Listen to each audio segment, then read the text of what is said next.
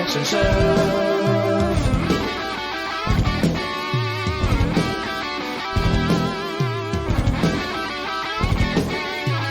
The Action Shelf.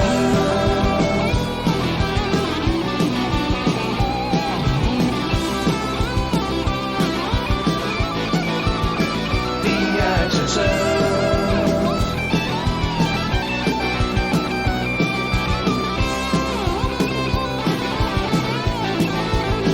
The Action Shelf.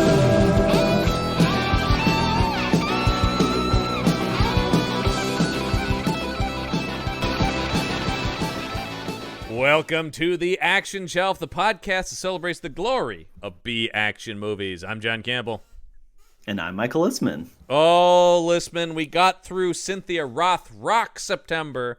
What a great month that was a great you know? month. And so let's hope this month can reach those levels of greatness, because it is the return. Starting out strong. It is starting out strong. It is the return of Spooktober. Ooh. That's right. For the month of October, things are getting spooky around here on the Action Shelf. There's suddenly cobwebs and such around our Action Shelf of movies. And just an There's eerie... a black cat right over there. That's right, there is. So yes, it's a month of horror-themed action movies, and boy, we wanted to kick things off. I wasn't ready for how much we kick things off, really, this week on the show. But yes, we are talking about Full Eclipse. Mm-hmm. And with that comes, number one, we heard this plot description, and we immediately knew who had to be the guest on this episode. Our pal Mike Gorgone is back on the show. Hey. Yes, indeed. I have emerged fully formed, drug-fueled, and ready to go. Oh, my God. I'm feeling feral. I heard werewolf cops. I heard werewolf cops, and I said, that's a Gorgone episode. That's a Gorgone episode if I've ever heard one. Now, it's good because the last time you were on the show, Mike, I believe it was for 211, the Nicolas Cage movie, which was not very good. A very different kind of cop movie. I on my time here on the Action Shelf has gone from one of the blandest action movies I've ever seen to what is possibly my new favorite werewolf movie. I'm not sure, but it's up certainly there. creeping up there. Yeah. Oh my God. It's one of those things where I heard the pitch werewolf cop, and we're telling you, the listeners, werewolf cops. But it doesn't prepare you for what you actually experience when you start this thing. Because No. Holy God. I mean, this Also, go ahead, Gorgone. this movie went from I was okay with it, and it was just like chemically enhanced people that are kind of like werewolves, to the third act twist of no, there's more going on here. It made me go, okay, movie, you went from kind of losing me to this is maybe my favorite werewolf mythology I've ever heard. Because up till the third act, the werewolves, I say in quote, are more like the vampires from Buffy the Vampire Slayer. Yeah. Aesthetically speaking. It's Plus Wolverine. Plus Wolverine, plus you caught on to the roars for some reason. Yeah, hold on, wait. You caught on to the really subtle X-Men connections that were in this? They name drop it in the first 10 minutes. They sure do. Yeah, so that makes it okay, Mike. I didn't need to read the director saying he was inspired by X-Men at any point to go like, no shit. Especially when they're all in their matching tactical outfits. Oh, with the head socks that look just like Gambit? Yeah. I mean, this is 1993, so we are in prime X fever at this point, right? Like, this is the height of popularity of the X-Men comics. I believe we are, if I'm remembering my X lore properly, we are just beginning to enter the Onslaught crossover event in 93. That's so right. We are... Or maybe we're just coming out of Age of Apocalypse. Either way, we're like peak oversaturation of X-Men stuff. We're in the Age of Apocalypse to Onslaught kind of, thing there. Yeah. Does this movie line up with the animated show? When did the animated series started in 92, so yes. Okay. Yes. Okay. Gotcha. No, that, I mean, Yeah, that's that the was thing. that was my entry point for But- X-Men. So well, that was because big... that's the peak X-Men. It's the gluttony of X-related comics, the cartoon show, the video games. Remember the arcade Yes. game as well? That was very popular. Oh, I do. Yes. So we're this like 92 to 95 is really probably almost as popular as they've ever been, basically. Yeah. Once that relaunch happens, that new X-Men #1 with Jim Lee, which was like 91, 92, that just Also, you revs mentioned up. Buffy. The original movie for that came out the year before this. So that like, is another thing I did. was wondering about. Yeah. It did, yeah. So no, there's Yeah. we're definitely also in. And I think that comes into it. And Buffy's an example of this, and probably the big example of the postmodern new twist. What's the 90s version of these classic monsters, man? Right. Exactly. And you can go over to the to Meet the Monsters, and we just recorded, and it'll be out soon on the Patreon page. We did an episode about the Buffy the Vampire Slayer movie. So oh, nice. But when are we doing Army of Frankensteins? That's my question. Listen, that's a tease for next Spooktober. The Civil War Yeah, Frankenstein stick around, movie. folks. Yeah, folks. If there's but so full eclipse. Holy God! By the way, listen to this. I think this is the first Mario Van Peebles appearance on here. Yes, Wow, I believe so. yeah. Welcome to the show, Mr. Van Peebles. Certainly a guy we will not hear. This is not the last we'll hear from him. An icon of B action movies. So I don't know much about Mario Van Peebles. Is there anything problematic about him that I should know about before professing my love for him in this movie? Because Lisbon, there is not. I love Mario Van Peebles. Great. That's this so guy, relieving. he is the son of legendary blaxploitation filmmaker Melvin Van Peebles. He also writes and directs a lot of stuff. He's still working to this day in television and movies. No, I've heard pretty nothing. good in this. Like he is. No, he's a good actor. Genuinely enjoyed his performance in this movie. Here's like, the thing honestly. about him and why we need to watch more of his stuff for sure. He's actually good. He's in this kind of stuff. But I think he's a solid actor, actually.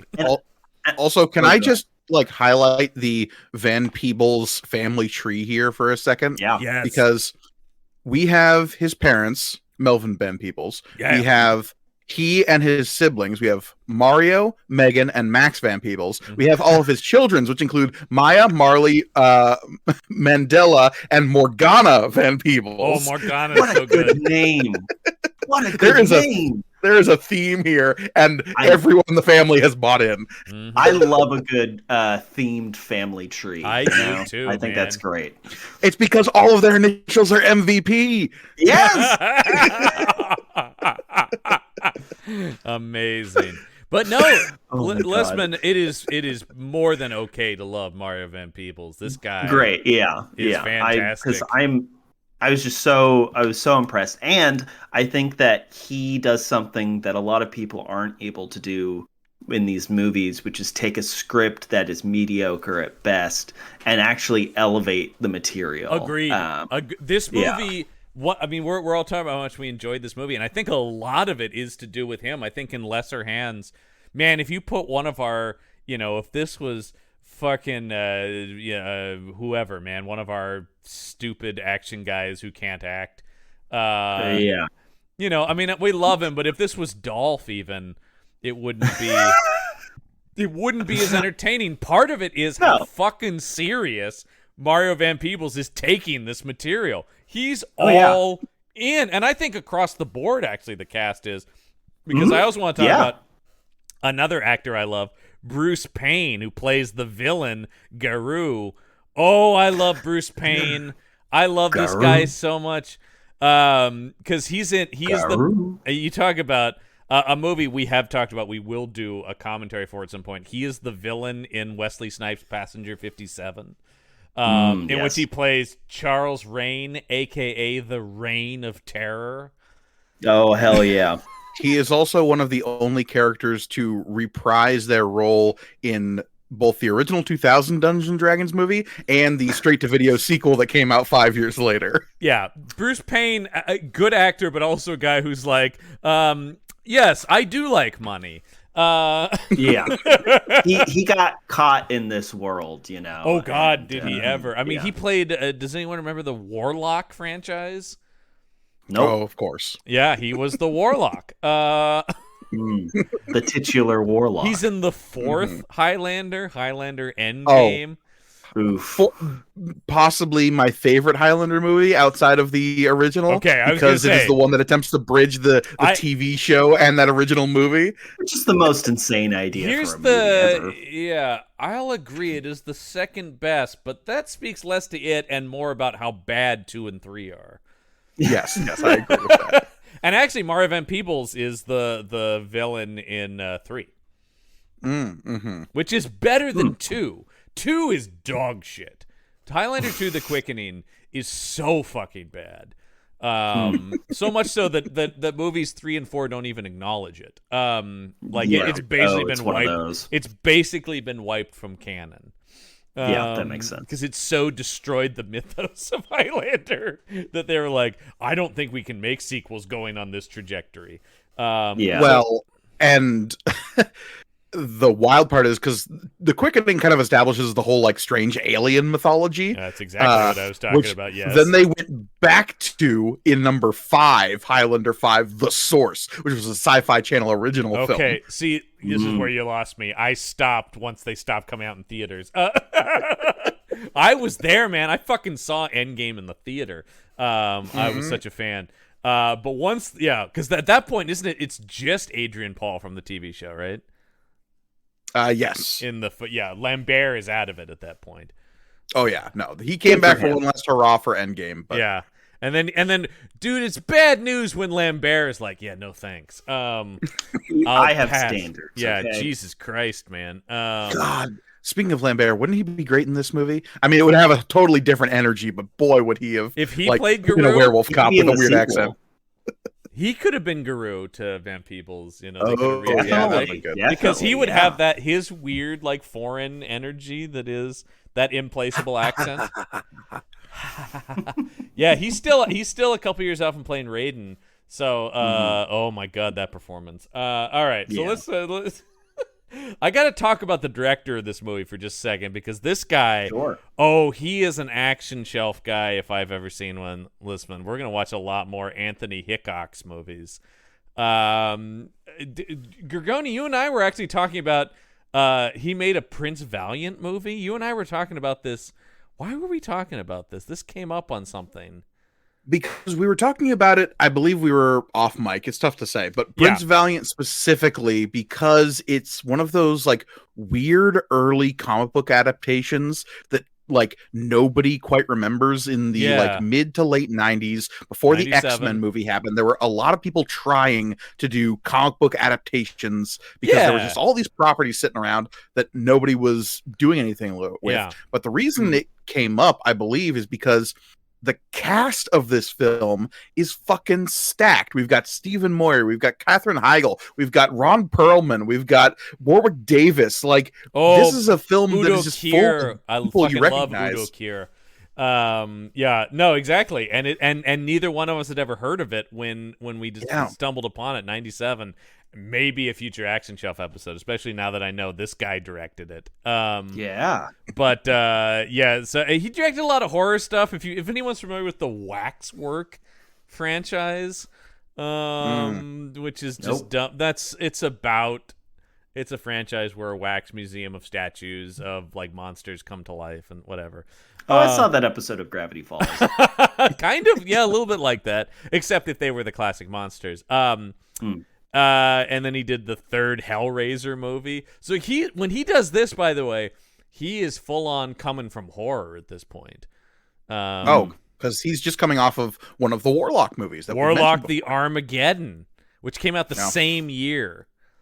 And this is Julian Sands. It goes between a few people, but also Paula Marshall, who's in this movie, is in that Warlock film as well. So.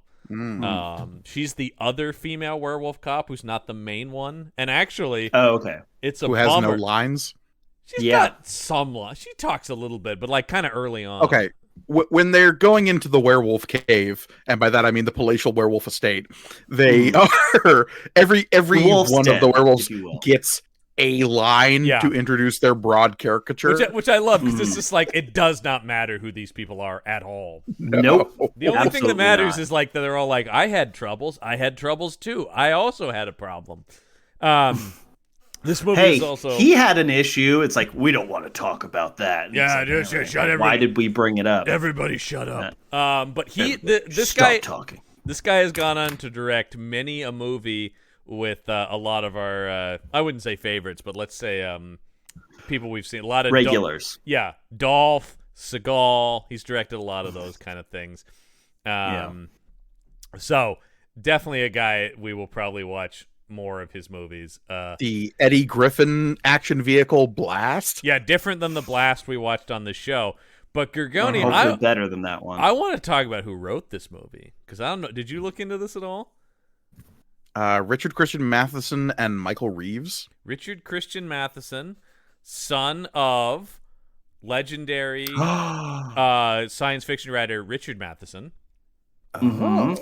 and also staff writer for The Incredible Hulk. Yeah. We've seen much of his writing. He did 3 episodes of The Incredible Hulk. I remember all he three did- of them. He wrote the one where the Hulk has to land an airplane. Yep. He did Like a Brother, where the Hulk goes The to black Harlem. exploitation one. But yeah. then he wrote one of our favorites, The Snare.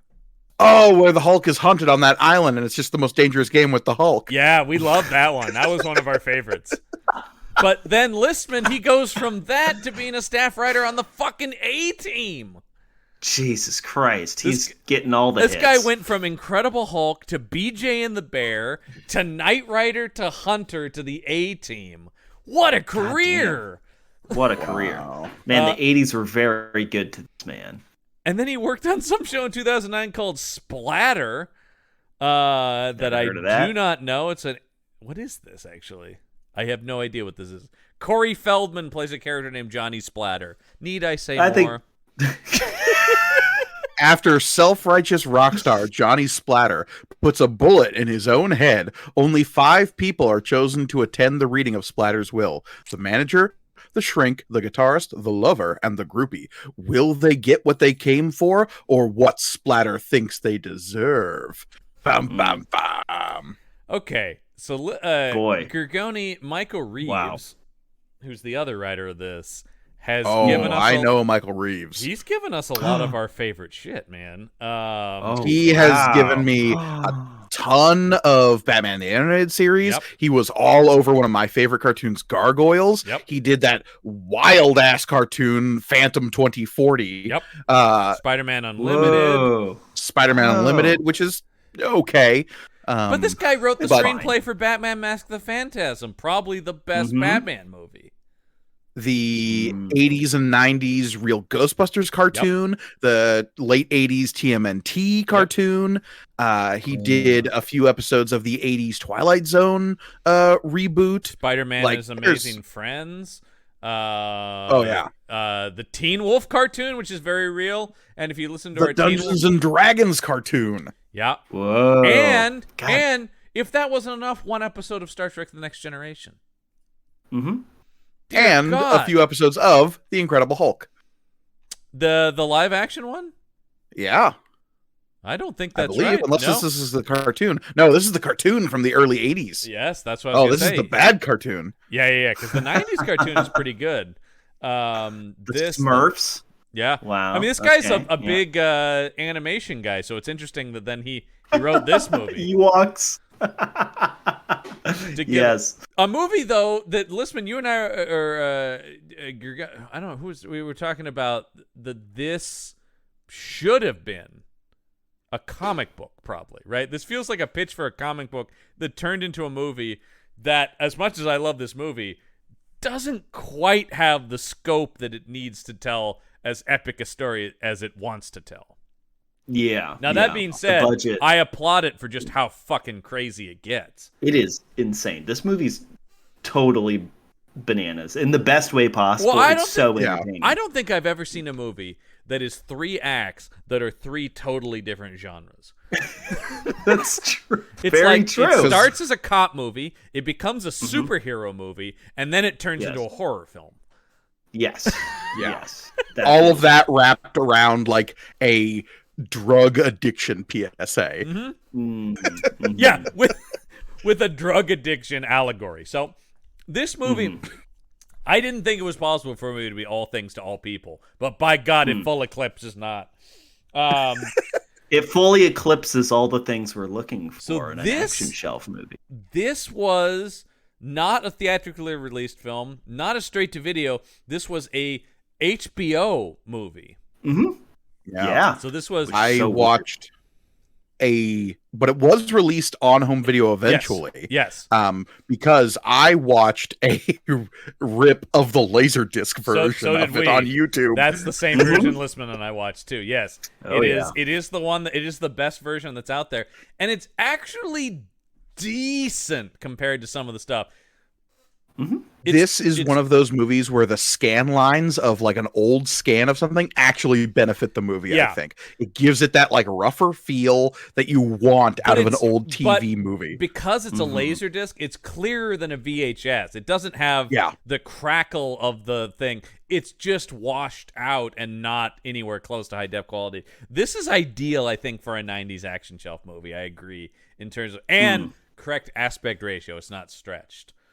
Yeah. Which is nice. Because we always talk about we'll never see anything as bad as was it Death Force?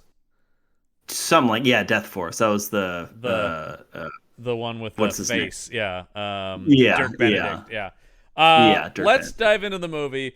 Talk about comic books right away. We are presented with a Gotham City level of crime in this city.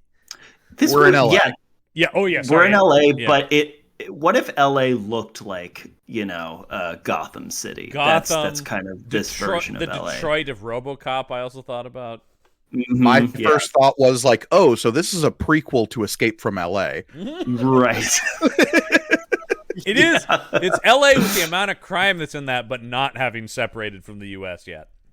Yeah. And so because it just starts with like, oh, there's an assault over here, there's a robbery over here, and a drug deal happening there, and you're like, yeah, that's how crime works. It's just everywhere, all the time, constantly. Got it. All at once. Yeah. I mean, technically, this movie starts with a minute and a half of opening credits and just a still image of a moon that looks like a JPEG from the 90s. Jeez, if there's one thing I'm glad about, it is the almost elimination of opening title sequences in modern film. Because everything I watch from the 80s and 90s, as much as I enjoy these movies, it's always like, well, settle in for a couple minutes of just title cards. And I'm fine with opening credits that are happening with like the movie still happening, or like some kind of design sequence, like Bond style or something like that, Right. But just a still like JPEG image of a moon for a minute and a half was a lot to start out with. Dude, when I tuned in to HBO on a Saturday, here's the other thing too that's so interesting about this. When people go, "Oh, it's an HBO movie," I'm like, guys, HBO didn't used to mean quality. That's somewhat recent. Like anything, that's basically changed with The Sopranos. I was gonna say anything pre-Sopranos was a total mixed bag and mostly not good. There were so many HBO original movies I remember watching as a kid that were pretty shitty, and were a lot of this. They were like cheap genre things. And one of the big draws of HBO was, and you can still see traces of this in modern day HBO, is it's cable, but you can see tits and fucking and a lot more violence. And cursing, Because the big thing I was watching on HBO at this time that I think is indicative of this movie is Tales from the Crypt. Right. That's the kind of thing where it was which was very purposely schlocky. And this movie, the one thing I will say about this movie never stops owning its schlock. It has no aspirations to be anything but pure B-movie goodness. Yes, that's true. For better and for worse. But yeah. So we open on Mario Van Peebles and his dead as meat partner. Oh The man, second- when he opens up with, "Oh, I'm gonna retire and we're getting married," and just like all of the tropes, Yeah. and he's So his partner, he's just like, "Oh boy, you're dead." We can start with the character names in this movie, though. Detective Max Dyer is Mario. Oh, All the that's names his in this name. movie are fucking great. Yeah, Detective Max Dyer. I wonder where that's going. Yeah, and his partner, less exciting, Jim Sheldon. But we'll get to some better ones. And so they're cruising the streets, and yeah, he is just. I almost want Mario Van Peebles to go, "Will you shut up? You're already fucking dead, man." Okay, can we talk about these two cops Yeah, for a second And in best terms pals. of just like, what was that? and they're two best friends. They're also best friends, but so we see them in an unmarked car Yep. wearing suits, Yeah. Yes. which would lead us to believe that they're detectives of some kind, Yes. right? Yep. Just Sure. based on their trappings. Yeah. Mm-hmm. But later in the film, when he's being given a Medal of Valor, Mhm. they make it explicitly clear that he is an officer. He is a street officer. Yeah, that makes no sense. And everyone is able to pull rank on him because he is an officer. Correct. And Adam Guru, the villain of this piece, is Yeah. a detective. But yes. so he is a plainclothes officer who dresses in a suit, who drives an unmarked car, and also takes charge in situations in which there is a hostage crisis. Oh my god. Yeah, because they're cruising around. The partner's giving us all the "I'm about to die" dialogue. I mean, it's almost like, was this meant to be funny? Because it's so. It has to be. So I think over so the top. because the fake out death of this guy. Well, that you is know? that is what I thought was actually very clever about this. Of course, is that what this is? But it's like every Dirty Harry movie. You're just like, well, this guy's fucking dead, man. And then they get the any call. partner this guy has will die. I know, which I love, especially like a couple into the Dirty Harry series where they start going like, every partner you have gets killed, Harry. It's like once the police start Stop acknowledging. giving me partners then. Yeah, and that is kind of his thing where he just goes, "I work alone because it's dangerous otherwise." Yeah. But so they get a response to once again a total comic book crime. Just random psychos have taken over a nightclub, something that has never happened as far as I'm aware in real life, at least not at this level. And There's a joke in Mystery Men that is a play on this trope from movies, Yeah. which is the villains that they first confront in that movie have stormed and taken over an elderly person's bingo night. yes. God damn. By the way, if you haven't seen people, watch Mystery Men. It's so good. It's It's so good. fucking good. I'm so glad that that's. I hear people talking well of that now because it is so underrated. But I love when they go there and his partner's like, "Come on, man, let's just wait for the SWAT team." And then right on cue, someone is thrown out the window of this nightclub.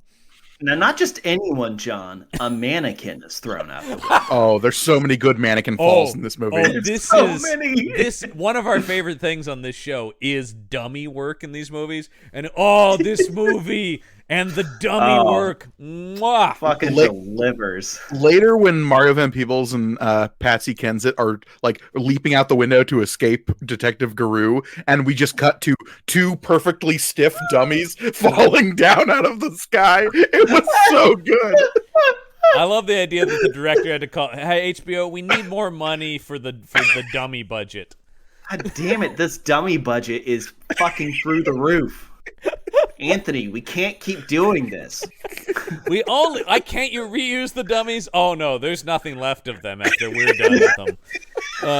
I could not get a budget on this thing. I kind of like. I have no idea what this cost. Not No way. not to tell. much, No but way to tell. I will say this: not much, but probably more than it should. Still, I know we don't have an actual number, but I'm going to ballpark it and say 15 million. that feels about right. Seems right. It's Yeah. gonna be more than a lot of the straight-to-video stuff because HBO had a little bit more, but it's still way less than is needed for something in this genre. Yeah. There's some pretty good explosions. There's some like fine TV level creature work and makeup effects. Well, I think the Buffy comparison for the level of makeup is pretty dead on. Yeah. For the majority of it until we go full werewolf. Much like the movie Tusk. So obviously, transformation is completed. So we get, of course, the only way we can enter this building is to go to the roof and crawl in through the air ducts. Obviously. Because let's get a little diehard in here. Why not? Why not? And then, Listman, the moment I knew, I mean, the guy getting thrown out the nightclub was my first indication, but the moment I knew I was going to absolutely adore this movie is when Mario Van Peebles draws 2 guns, like cops often do. It happens multiple times in this movie where he dives through the air whilst shooting 2 pistols. Well, we're also in prime John Woo territory. There's no question that we've seen some John Woo. This is before John Woo comes to America, but early 90s, this is right when stuff like The Killer and Hard Boiled is coming out in the U.S. Mm-hmm. Yeah. And it's... To further cement the fact that his partner is going to die, when he starts to climb in through the vents and the partner's just like, but I'm afraid of tight spaces. Yeah. And oh my God. Okay. So then we get to these just generic scumbags who have taken over this club for unknown reasons. These scumbags, I like them for a couple of reasons. One, the main scumbag, who's great. I think all of his lines are ADR'd because very little footage of him actually speaking like on camera is shown. I think you're right, yeah. But number 2, the reason why I like it is this nightclub supposed to be like a really ritzy, fancy, well-known nightclub? Because he's asking for like a jet to land outside the nightclub which is not possible. Where would that land? In the middle of the city? Yeah, when he's making those demands, though, he's making them to himself. He's not talking to the police. Yeah, there's no negotiator on a line with him. It's almost like the police at no point try to communicate with him because the only 2 police who are on the scene so far are climbing through the ventilation shafts. Well, and also, where is SWAT? SWAT is not responding at the moment and doesn't show up at any point. And you think this would be priority 1 to get down there as fast as... What, SWAT's caught in traffic? His partner, Jim, even says to Max Dyer, Mario Van Peebles, hey, we should wait for SWAT, which is when the guy gets thrown out, the dummy gets thrown off the building. Yeah, because at which point, let me remind you again, Officer Max Dyer, he is in no way outranks any of the other cops who have surrounded this building. Nope. Decides, we're going in. Play the music, Sam, we're going in. Oh, and I love the idea that his partner would just be like, okay, I guess we are then, because you say so.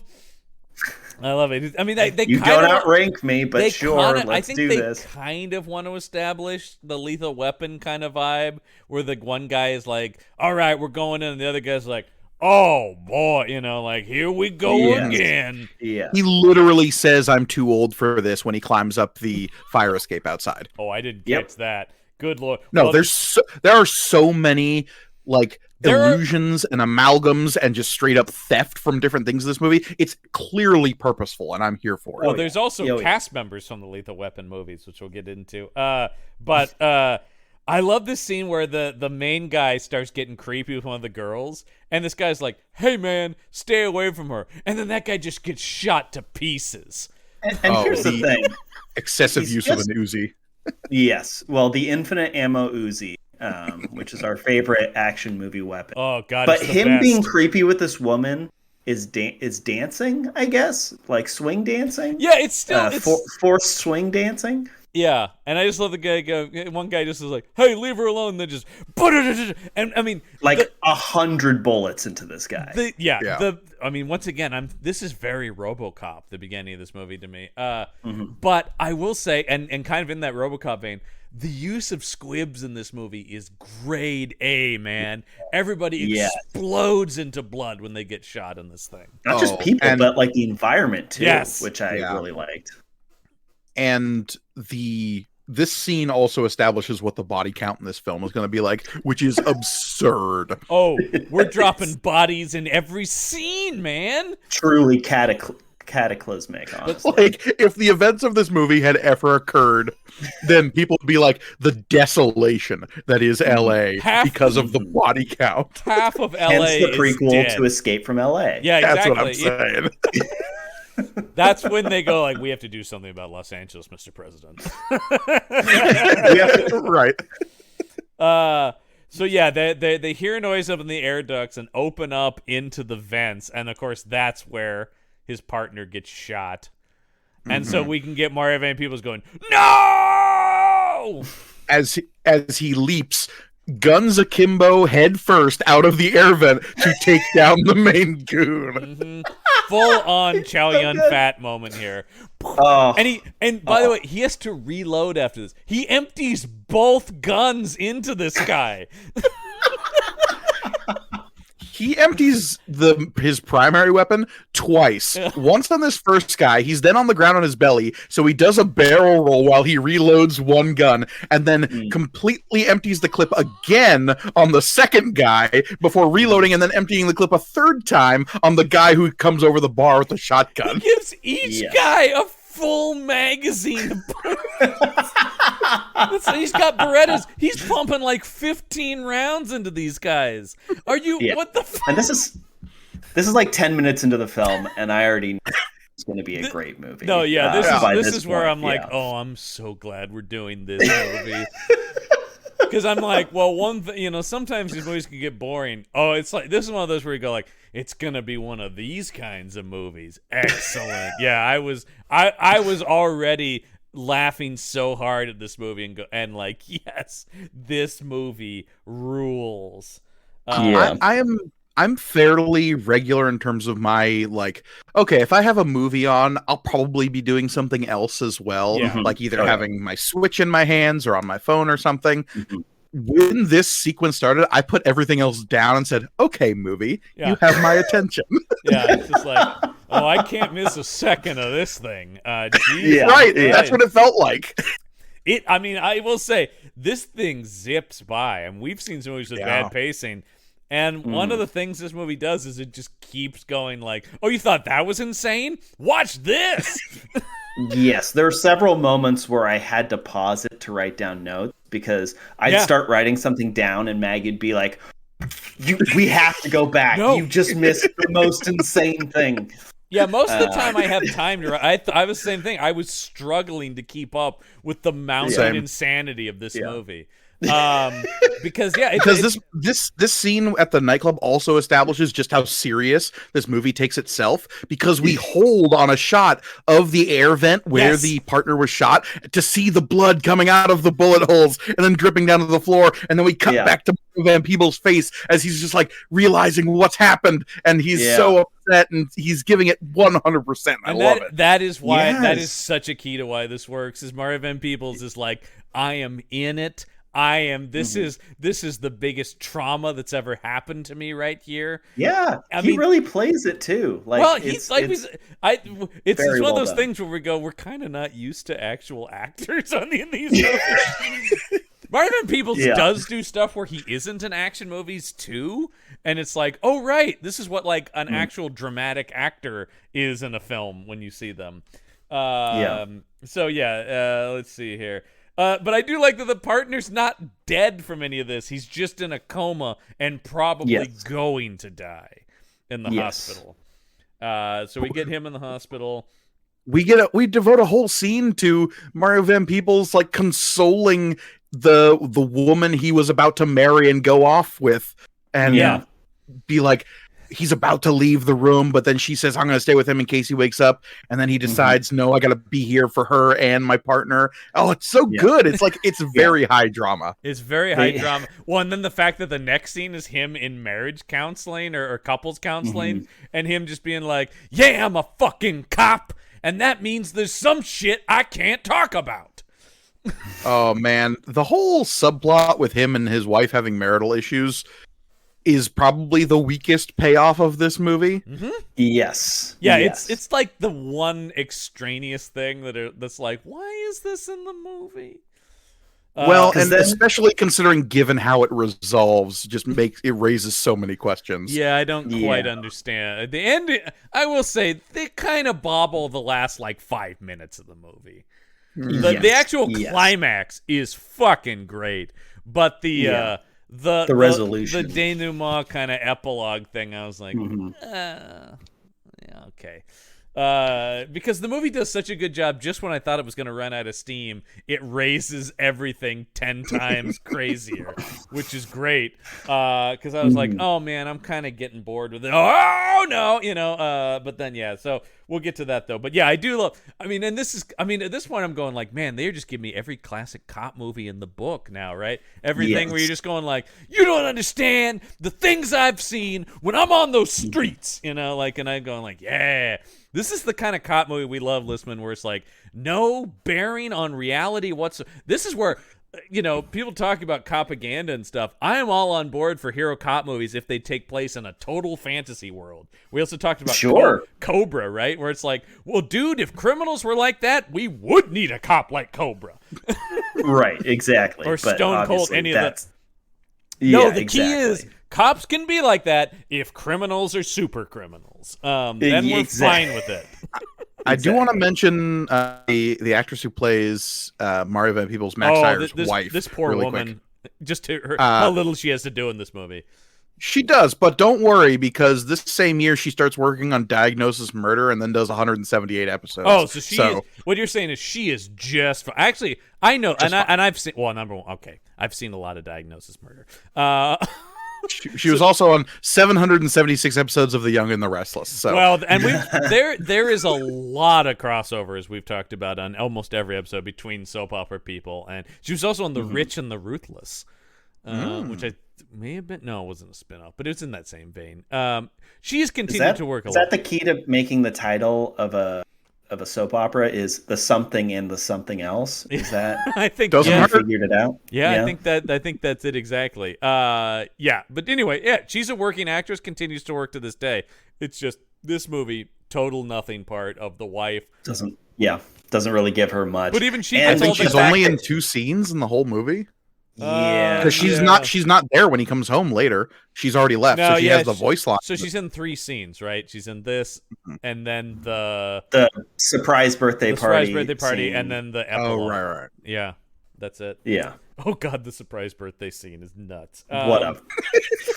Just the most awkward birthday celebration I've ever seen on film. So while this is happening, though, we see a mysterious person in a police uniform enter his partner's room, and I thought murder him with some. That's what I thought too. Yeah, because he injects a yellow serum into the guy's IV and walks away, and then you hear him flatline. Yeah. Yes. And so I thought, oh shit, there's like gonna be. I knew this was a werewolf cop movie, but I thought it was gonna be like, okay, so he's got to join the werewolf cops to find the killer inside the department or something. I didn't think. No, it's so much crazier. But he didn't suspect him injecting his partner with wolf juice. That's not what you were expecting.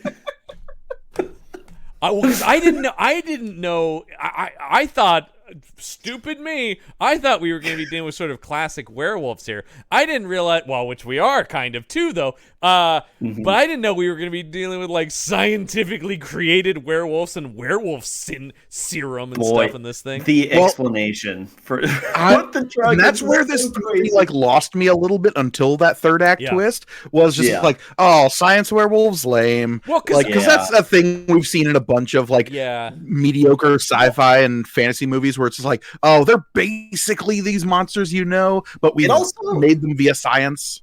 It also made the title not make sense until the third act, because I'm like, why is it called Full Eclipse if the moon has nothing to do with it? The original title of the screenplay was The Pack.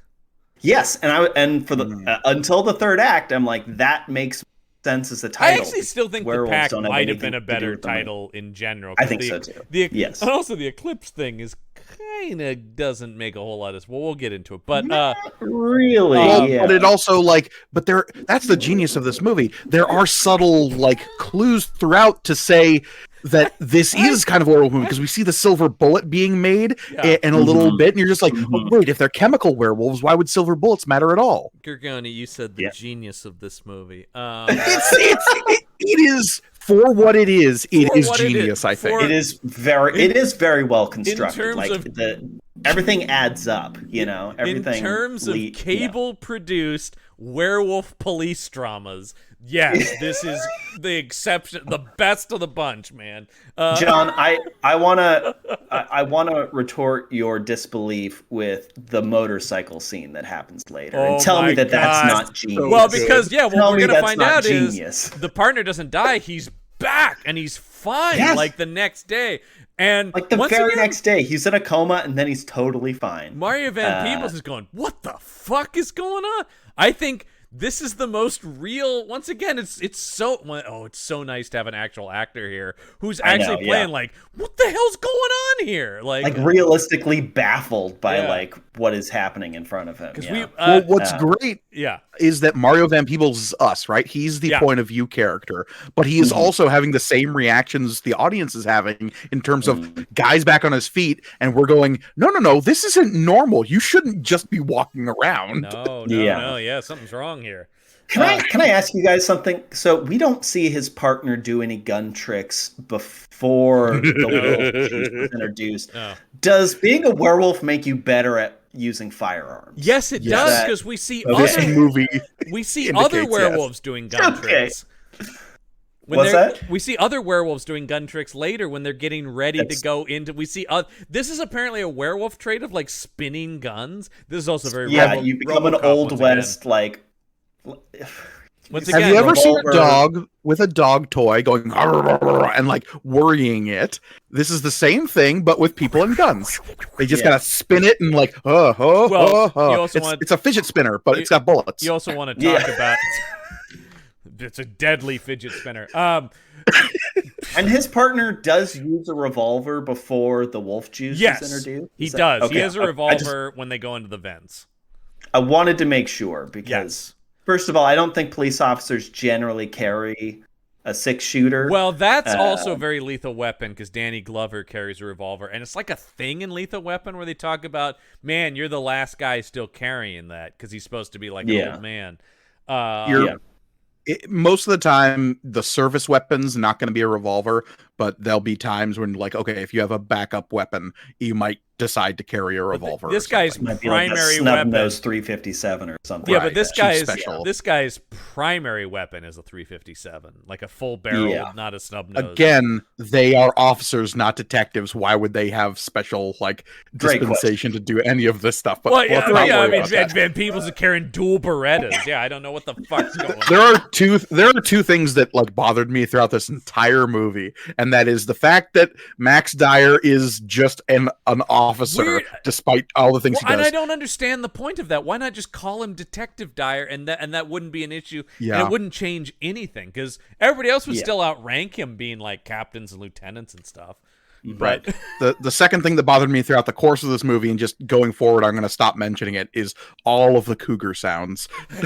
Yes. Oh my god. It nonstop. was so weird. I'm like, this is not a wolf.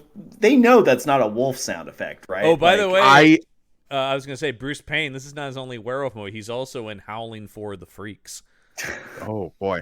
So wow. something that happens, and we don't have to comment on it every time, but it's something that happens throughout the movie. Whenever somebody is talking and they've got like their werewolfness coming to the surface, Yep. the soundtrack is backed by like growling sounds, and if they're doing something in an action moment, there's the classic like wow kind of like Yeah. cougar sound. Yeah, Yes. it's very. And- it's the same cougar sound that plays during explosions in MacGruber. Gruber, yeah, exactly. So are we led to believe that cougar sound is coming from the wolf, or is that part of the soundtrack? Unclear. Or a werewolf? Unclear. My guess is that in whatever audio editing suite they had for this movie, there were 4 animal sounds that they just kept reusing over and over again. Man, HBO's only shelling out for 4 animal sounds, man. So By the way, there are technically 6 in the suite, but if they use the elephant noise or the rooster crow, that would have been a dead giveaway. Yeah. Yeah, that's true. And it was so hard to resist hitting those buttons at some point, though.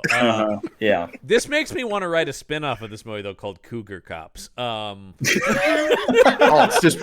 wereleopards, like wereleopards versus werewolves. But they're also older women. Yeah. Oh, of course. It works on 2 levels.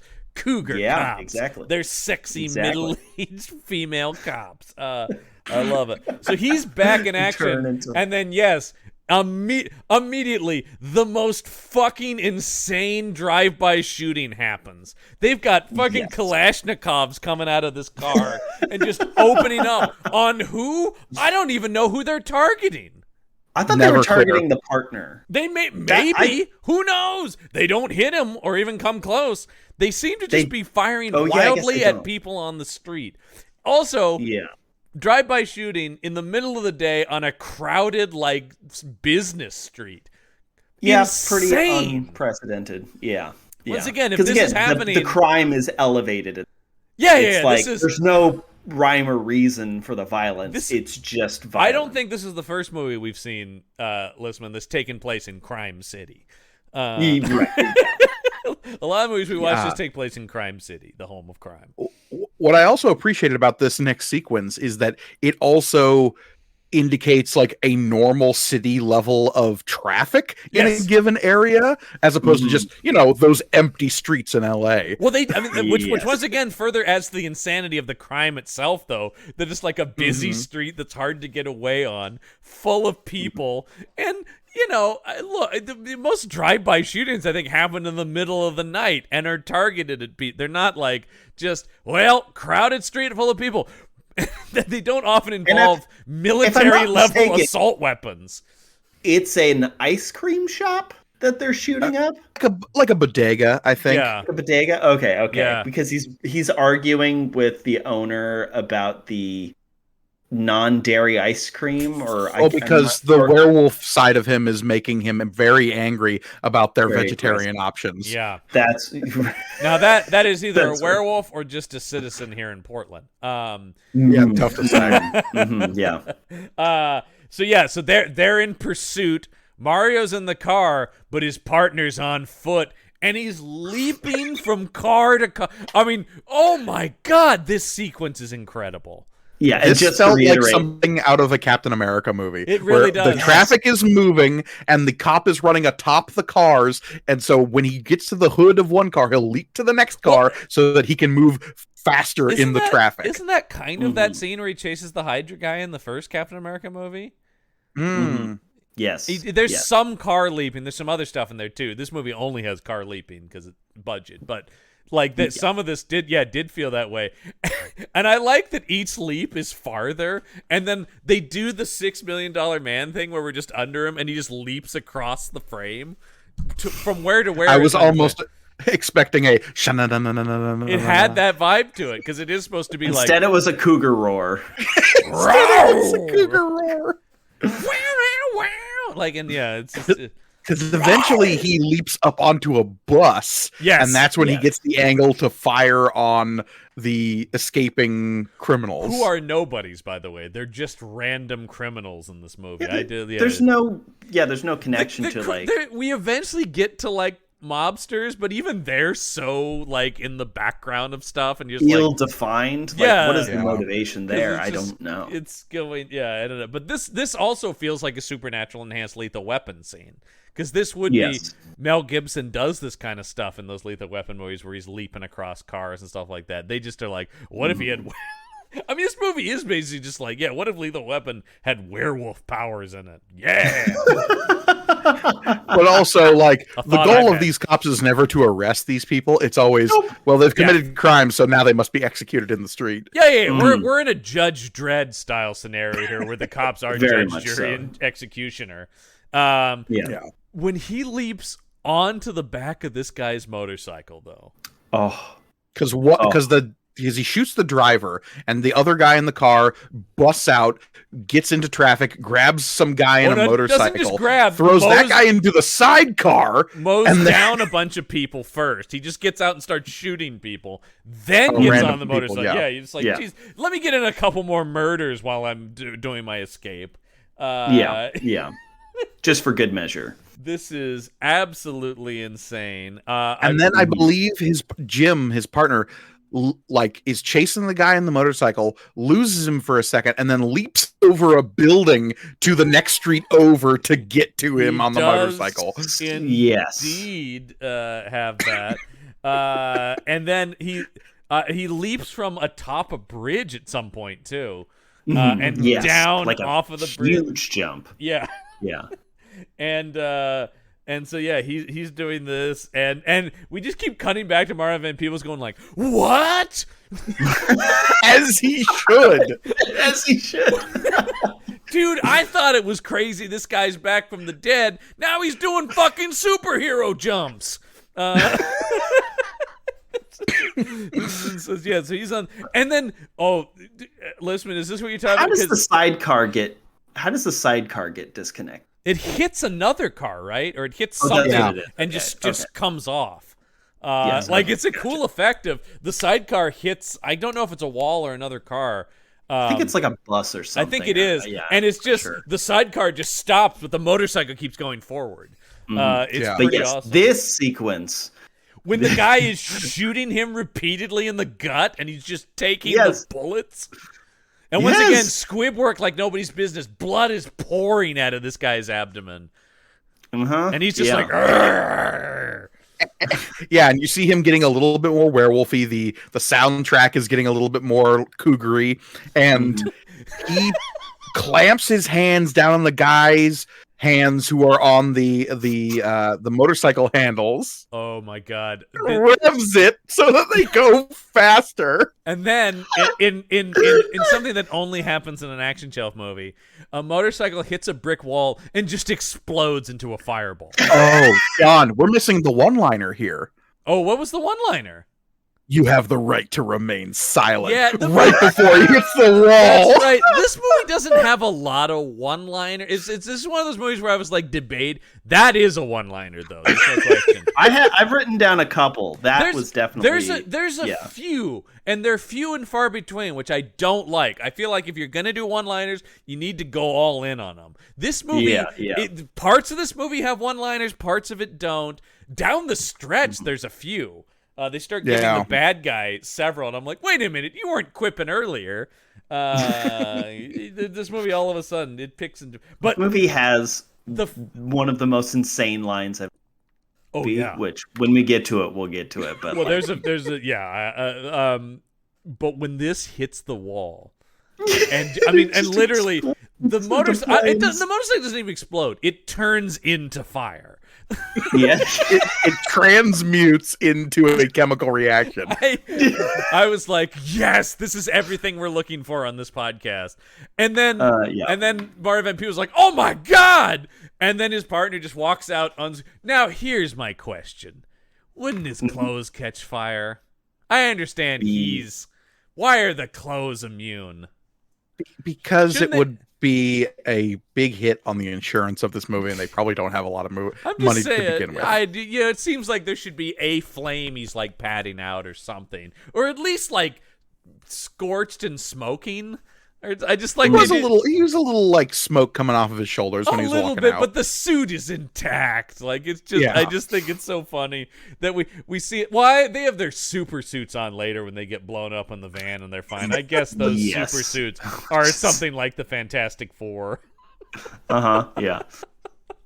I'm surprised one of them didn't turn to the other and say, or yellow spandex. Oh, it's the X-Men movie is still 7 years out, but these are proto Singer X-Men costumes. No question. 100%. Yeah, I couldn't believe it. I'm going like, man, they were ahead on the black leather outfits. I think these honestly go a little bit farther because they do have the head stockings with the cheek coverings for some reason. That was such a thing in 90s X-Men. It is totally just aesthetics of 90s X-Men. I couldn't believe it when they put those outfits on. I am Yeah. going like, and Marvel couldn't sue? I guess it's not. And It's close. all of their enough. guns are like extremely overwrought, a la Cable and every other '90s I mean, there's character who had like guns. I said, it's one of those things where it's like I don't even need the director to be like, well, I was very inspired by the X-Men comics. No fucking shit, man. Yeah, those are. I mean, right? Just people go on IMDb and look at Mario Van Peebles' gun on the poster. It's clearly a Desert Eagle, but there's stuff added to it and it's over designed. Yeah, those are the ones with like the laser. Right? Yeah, because they all have but guns with laser sights. and that laser sights are real, but the mechanism, which I thought was so bizarre once again, because I'm going, well, this movie's not set in the future, but everybody's got like future guns. I mean, and again, that was just a thing straight up from '90s comic books of like all the guns are huge, and what do they do? Who knows? This guy, they're carrying Cable guns in this thing. There's no question about it. Yes. And If a character was created by Rob Liefeld, they had guns like this character does. I was waiting for executive consultant Rob Liefeld credit in this thing, man. But once again, please don't take that as a complaint. I am here for it, man. There is a part of me. This is always something I argue with a friend of the show and Monsters co-host Brendan Jones, which is he's a bit older than us, but I'm going like, dude, there is a part of me that is into those 90s comics because I grew up with them. Sure. I realize they're ridiculous, but I can get into pouches and stupid future guns. There's a nostalgia there. There's a nostalgia. Yeah, for sure. I recognize it's far from the height of the medium, but there is a part of me that's like, I mean, I am a Cable fan and stuff like that, because there is a part that's still like, fuck yeah, future cyborg with a big gun. Love it. So his partner's totally fine after a motorcycle turned into fire somehow. I couldn't believe it. By the way, I had it written down that was a donut shop that they were arguing with the guy about when the shooting started. You're right. It was a donut because shop, they're cops. Yeah. Yeah. Did you guys get? It's very subtle. They're cops. Oh man. Okay. Wow. So when they go to the police, but I do love this movie has like as many of the cop character actors you can get. Once Dean Norris shows up, and it's just like cop. Is Dean Norris always a cop? I think he is, and also he was one of the cops in Lethal Weapon 2. And here he is just going, basically playing the same character, which is, I'm the other cop who's going to go, hey, how's it going? I'm kind of not involved in the plot, but I'm going to have some back and forth with the main character. Dean Norris also a guy who, this is, probably almost 20 years, a little, maybe like 18 to 20 years before Breaking Bad, and he's still 50 years old somehow. Yeah, he's always kind of had the shaved head, I'm settling into middle age at age 25 look. He's probably in his 20s here. And he looks 48. When was he born? 63, so he's 30 this. Yeah. He's 30 here, and he easily looks 45 to 50. And he always was playing like, hey, I'm a cop who's just been on the force, But I love it because number one, he's a good actor, but number two, it is just like he does just immediately read as cop. Well, he found his niche. I mean, it's given him a career for decades. Yeah. I love Dean Norris, man. We got Dean Norris, and we also have Willie C. Carpenter, who's shown up in 1,000 things as the senior officer. Oh yeah, man! If you need a captain to yell at somebody about, God damn it, you wrecked half the city, it's this guy. Yeah, 100%. We saw Listman. He's in one of our favorites, Hard Target, though. That's true. We do love Hard Target. It's talk about an actual John Woo movie. Yes. So these are the guys there, and holy shit, it's this is crazy what's going on here, because I do like what is it that gets Mario Van Peebles the medal? That was the nightclub thing. Okay, that's what gives him the medal. It's which makes sense, but the way it's done is like that motorcycle chase happens, and then we see Mario Van Peebles getting a medal. I'm going, wait for that. Oh no, wait, it's the thing earlier. It's kind of weird editing. Yeah, I'm and wondering- it's also extremely strange because at that point in the film, his partner is back up and walking around. Why wouldn't he be getting a medal too? Right. Yeah. It's like, well, all you did was Yeah. get shot in an air vent, so. It feels like that medal sequence should happen after his partner kills himself in the bar. Yeah. or yeah. something, or Something like- before the Well, motorcycle. because that's where we're getting Yeah. to. We see the medal ceremony, then we see the melting down of the silver dollar and then casting it into the bullet. Cool. I mean, being a monster movie fan, I always love the creation of a silver bullet. How did he know he was aware? Oh yeah, I mean, he heard all the cougar sounds. it is Well, like- true. He knows something's going on with him. Sure. He then I mean, jumps to obviously. werewolf, and then jumps to obviously the myth from movies and comic books of a silver bullet killing me will work. He was so certain that the silver bullet would work that he brought the silver bullet I also with him to meet Mario Van Peebles to kill him in front of Mario Van the Peebles. guy's also a huge asshole because he really makes a meal out of his own suicide here. Like he forces this It's- bar to be traumatized by watching like him very shoot like in himself. front of his best friend Also- and partner. That's also, pretty fucked up. Holy shit, movie. This is usually there's like some implication that someone shot themselves. You see the gun go off in this guy's mouth. I don't know how they did Yeah. this. They didn't It's- have digital I mean, you know- technology, but you fucking see the flare of the gun in his mouth. Yeah, I'm wondering if it was like brushed over the footage. You know what I mean? I should hope so, because otherwise, it couldn't be a real gun. It would kill this guy, even with Well, yeah, blanks. yeah. Like, yeah, even As a we know, yeah, blank guns are do that. dangerous, even still. And Yeah, yeah. there's the famous story of the guy Um, who died on that TV show fucking around and put the fake gun to his head and shot himself. Right. Yeah. don't Yeah. do Or that. that person that Alec Baldwin shot. Well, in that case, somebody Yeah. stupidly put a real bullet in the gun. I don't know how that happened.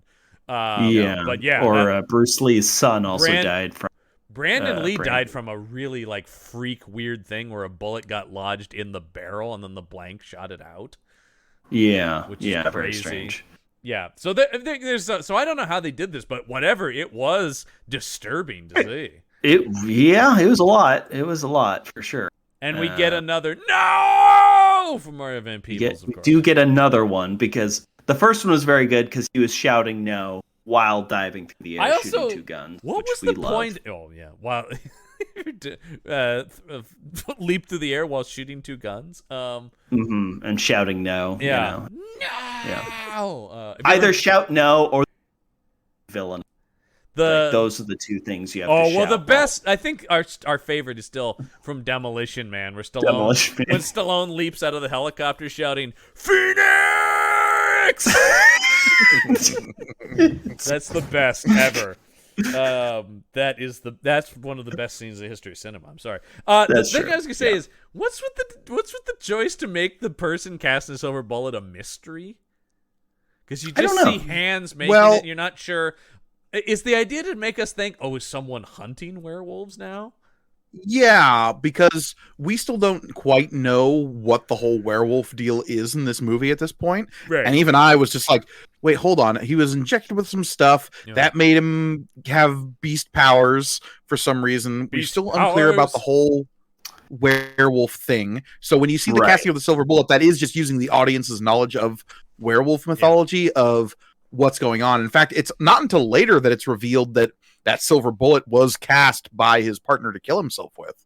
Right. It was his. And also, lucky if silver you're dollar. watching the movie without any previous context, like if you're just taking face, you don't know it's a werewolf at this point, right? Yes, so- conceivably. Yeah, right. We yeah. know it's a werewolf because we knew the basic gist of the film. And but, and like- throughout, I would say 2/3 of this movie, I kept thinking, why did it have to be werewolf at all? It seems like it's just enhanced abilities. I Right. didn't understand. I kept going, why? This movie didn't need to invoke any werewolf imagery. Of course, by the end, they do justify it, which I was not expecting. But I did just keep thinking, like, it's weird that they chose to go with werewolf stuff, because it seems Yes. like it should just be like, oh man, this gives you heightened strength and agility and stuff like that. That would be Well, it Right. could have very easily just been a simple Jekyll and Hyde thing where like, oh, this Yeah. gives you enhanced strength, Yeah. but it also brings out your more like id and instinctual stuff so you don't Bestial, listen yeah. to your higher brain and honestly, functions. I think that would be the A action picture. Like if this was a Stallone movie, that would be what it is. And it's a little bit more grounded. Like they have the sci-fi element of the enhanced thing, and it would lean harder into the drug aspect of it, is what I think. Mhm. But And it's less into the Wolverine. oh my god, the claws in this movie. Or it's not even knuckles. It's like coming out of like It's Coming out of the second knuckle in their finger. yeah, It's coming out of like very this- strange. because they still have fingers under the claws. Because Yes. I'm sorry, It's like Freddy Krueger a almost. werewolf Yeah. shooting Yeah. a gun with the clawed hands is one of the greatest Is- images I've ever seen in my life.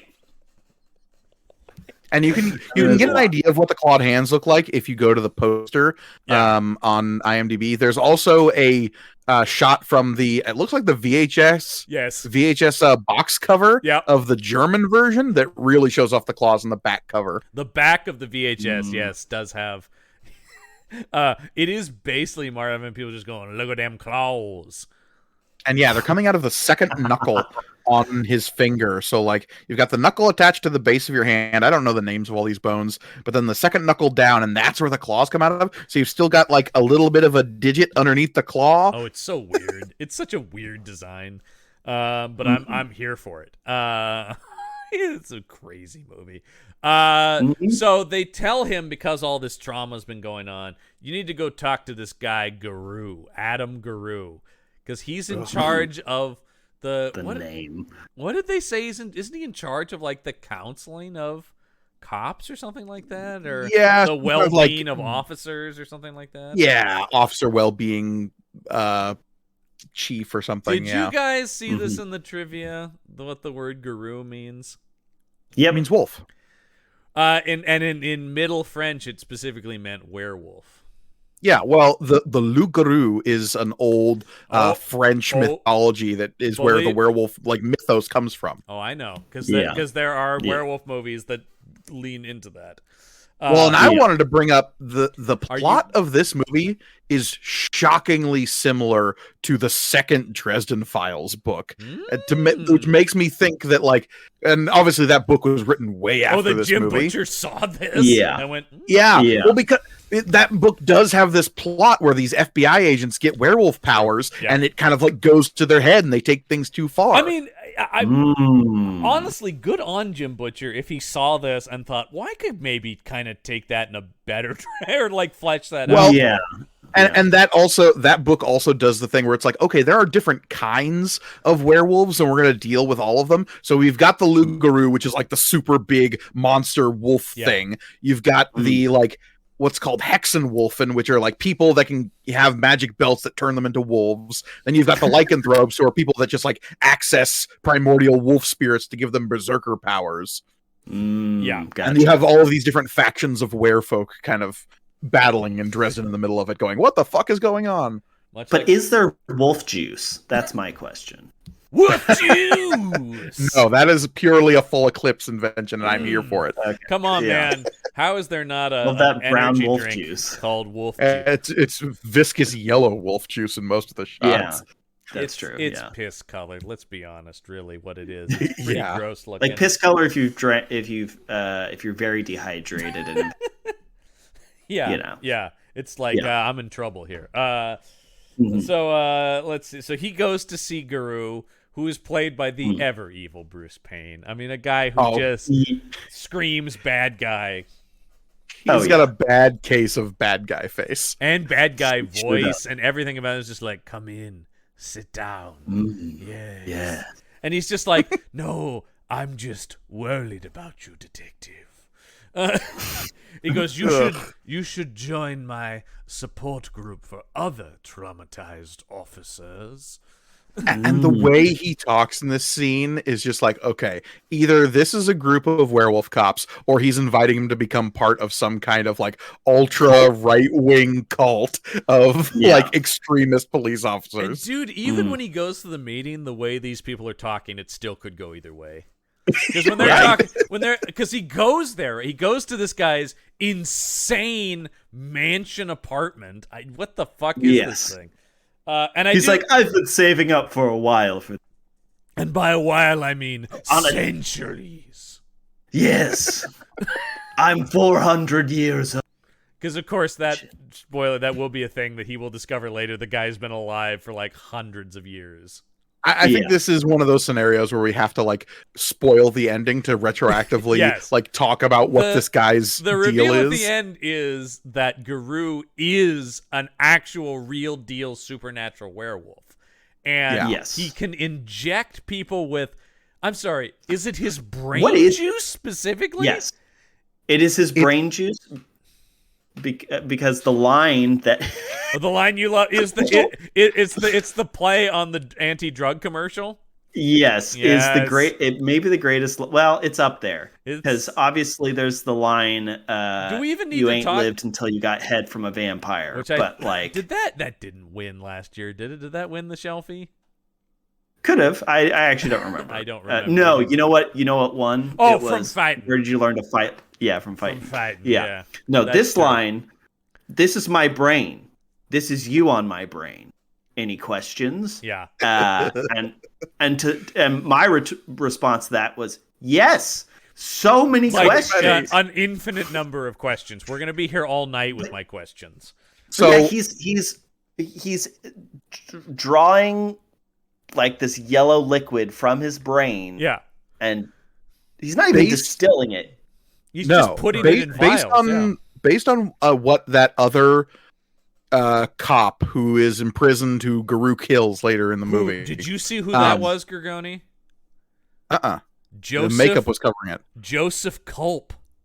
Holy shit, really? That's Dr. Doom from the fucking Roger Corman. Yeah, that's who played that other werewolf. Huh. Yeah, man. Wow. We love that guy, actually. He is cinema's best Dr. Doom. He is the best Doctor Doom that's ever been put to film. Joseph Culp. Low, by the way, Listman, Joseph Culp, son of Bob Culp, who we've talked about on this show. Have we? Who?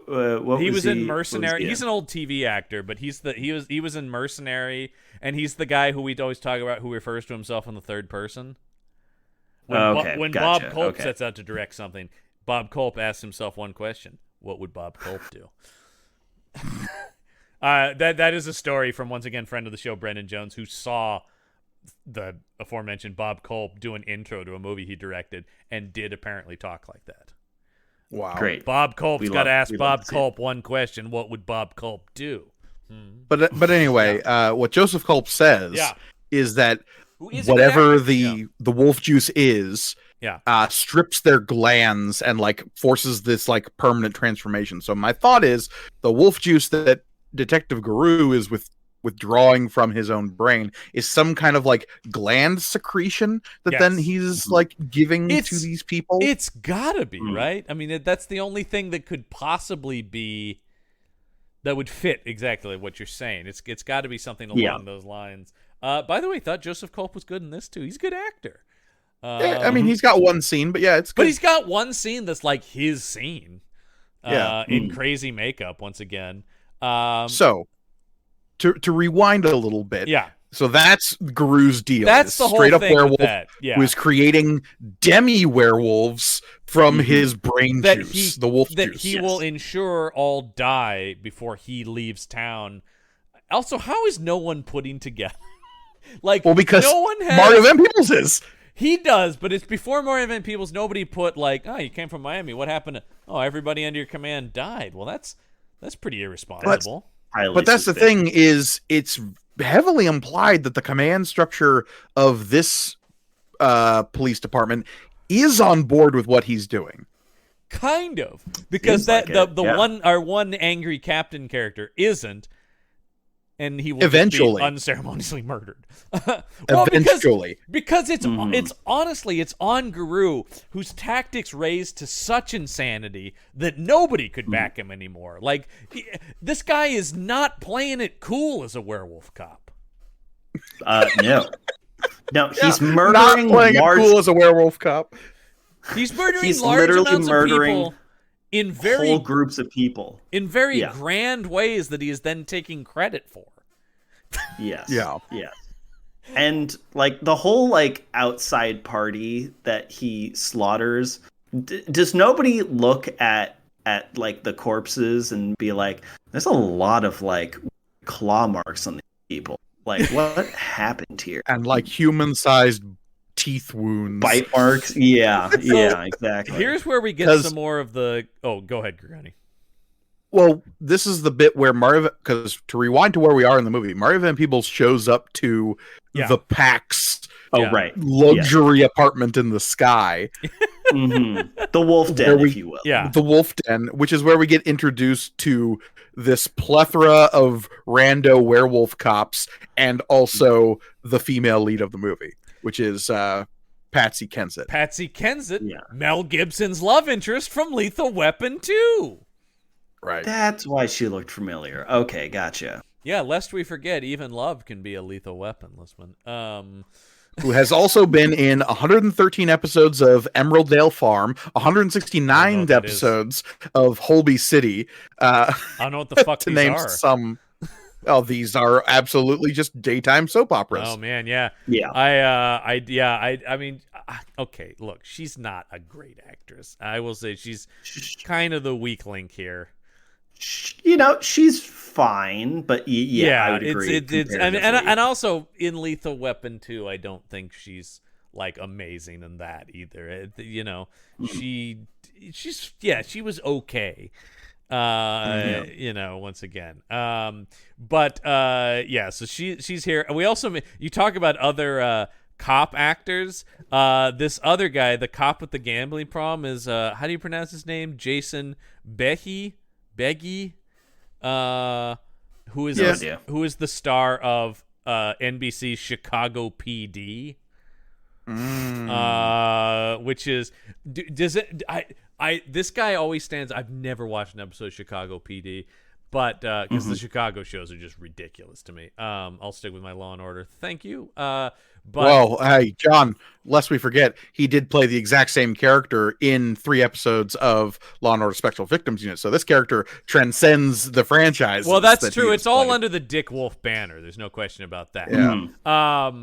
But I actually did not remember that he does pop into the Law and Order universe. But the whole thing, when that show premiered, they had these insane billboards that stick in my memory, which were just like a close up of him in his leather jacket, and it's dashed out, but it basically said, "Not in my fucking city." Because his thing is just like, I'm a cop on the. Now you want to talk about like legitimately problematic shit. That show seems to. I've never seen it, but once again, the whole attitude is just like, I will fuck you up, crime. And you're like, man, in today's climate, The concept of crime. yeah, get ready, because Chicago doesn't take this shit. You're just like, boy, oh boy, I'm not sure that's the way to advertise a show anymore. Yeah. But hey, It man, was a different time. it's still on now because they've made 188 episodes of that thing. Jesus Christ. How many fucking Chicago shows are there? There's at least 3. Chicago Fire, Chicago PD, Chicago Med, and there was Are they all in the Yeah. same universe? yeah, and Are they all, they're like- constantly crossing over with each other. Yeah. Okay, And then gotcha. there was the failed one, Chicago Chicago Law. Justice. Okay. Oh, Chicago Justice. Yeah. Yeah, it was the lawyer one. Yeah. Yeah. That one didn't go. Okay. I don't understand how one wouldn't go. Like, I don't understand the idea that if you watch the other 3, you'd be like, yeah, I've had enough. Now, is the bear part of the same universe? Yes, the Show the bear. the bear was originally called Chicago Food. Yeah, exactly. Exactly. And then they went, we're going to kind of go our own way with it. Yeah. Yeah, the And the I cops of believe Chicago- also the musical Chicago was part of the same cinematic. Well, that's how it's originated. That's the is prequel. Yeah, that's where it musical started. Chicago. Yeah. Yeah. All the characters Yeah, are okay. derived from that original musical. Right. Yeah, that my makes sense. fucking city. Crime doesn't stand in Chicago. Yeah, no. The cop blows away a criminal. He had it coming. Yeah. I swear I Cool. saw a gun. Yikes. Yep. Yeah. So anyway, but just this is another guy who just reads cop. Once again, he's and Yes. still is doing that every week on NBC now. But his whole thing, everybody here has had some kind of trauma. But they're also, you want to talk about problematic, they're all talking about, yeah, man, these fucking laws don't let us know what needs to be done. And so immediately he assumes what I would assume, RM Peebles goes, oh, so what is this, some kind of vigilante bullshit? And goes, I'm not cool with any of this, especially you guys, like all these white cops sitting around going, yeah, this fucking scum of the city, and the one black guy being like, I'm gonna go because this shit seems toxic. Well, because Detective Guru is like, wait till you see the demonstration, then you'll definitely sign up. And I like how he sees them don Wolverine claws and like brutalize like a outside party. You just watch, they're like, this'll get them to join for sure. The lead up of this is so. You have to imagine. We don't really see this, but the idea is like, come with us on this demonstration. They get in a van. They put on crazy skin tight black outfits with these headpieces and crazy future guns, and then they go, here's a pair of night vision goggles, we're gonna go over there, you just watch what happens. And then just don't ask too many questions when we all shoot up with some mysterious substance before we get this off. Because that's another thing where he goes like, don't ask about that. What I love too is when he goes, what the fuck is that? And they're like, what? You don't take vitamins, man? It's the flu vaccine. Yeah. Don't you get it? Yeah, don't you get a flu vaccine? And I just up to this point, Mario Van Peebles is so just like any of us would be like, yeah, I don't think I want any part of this shit, man. This seems I do really appreciate bad. how realistically he's behaving in And all of this. actually, Like, what the fuck? Continuing throughout the movie, he to be fair, werewolfery, as once was mentioned in one of the monster movies we watched over on Meet the Monsters, we're still obsessed with the term werewolfery, is forced upon Van Peebles.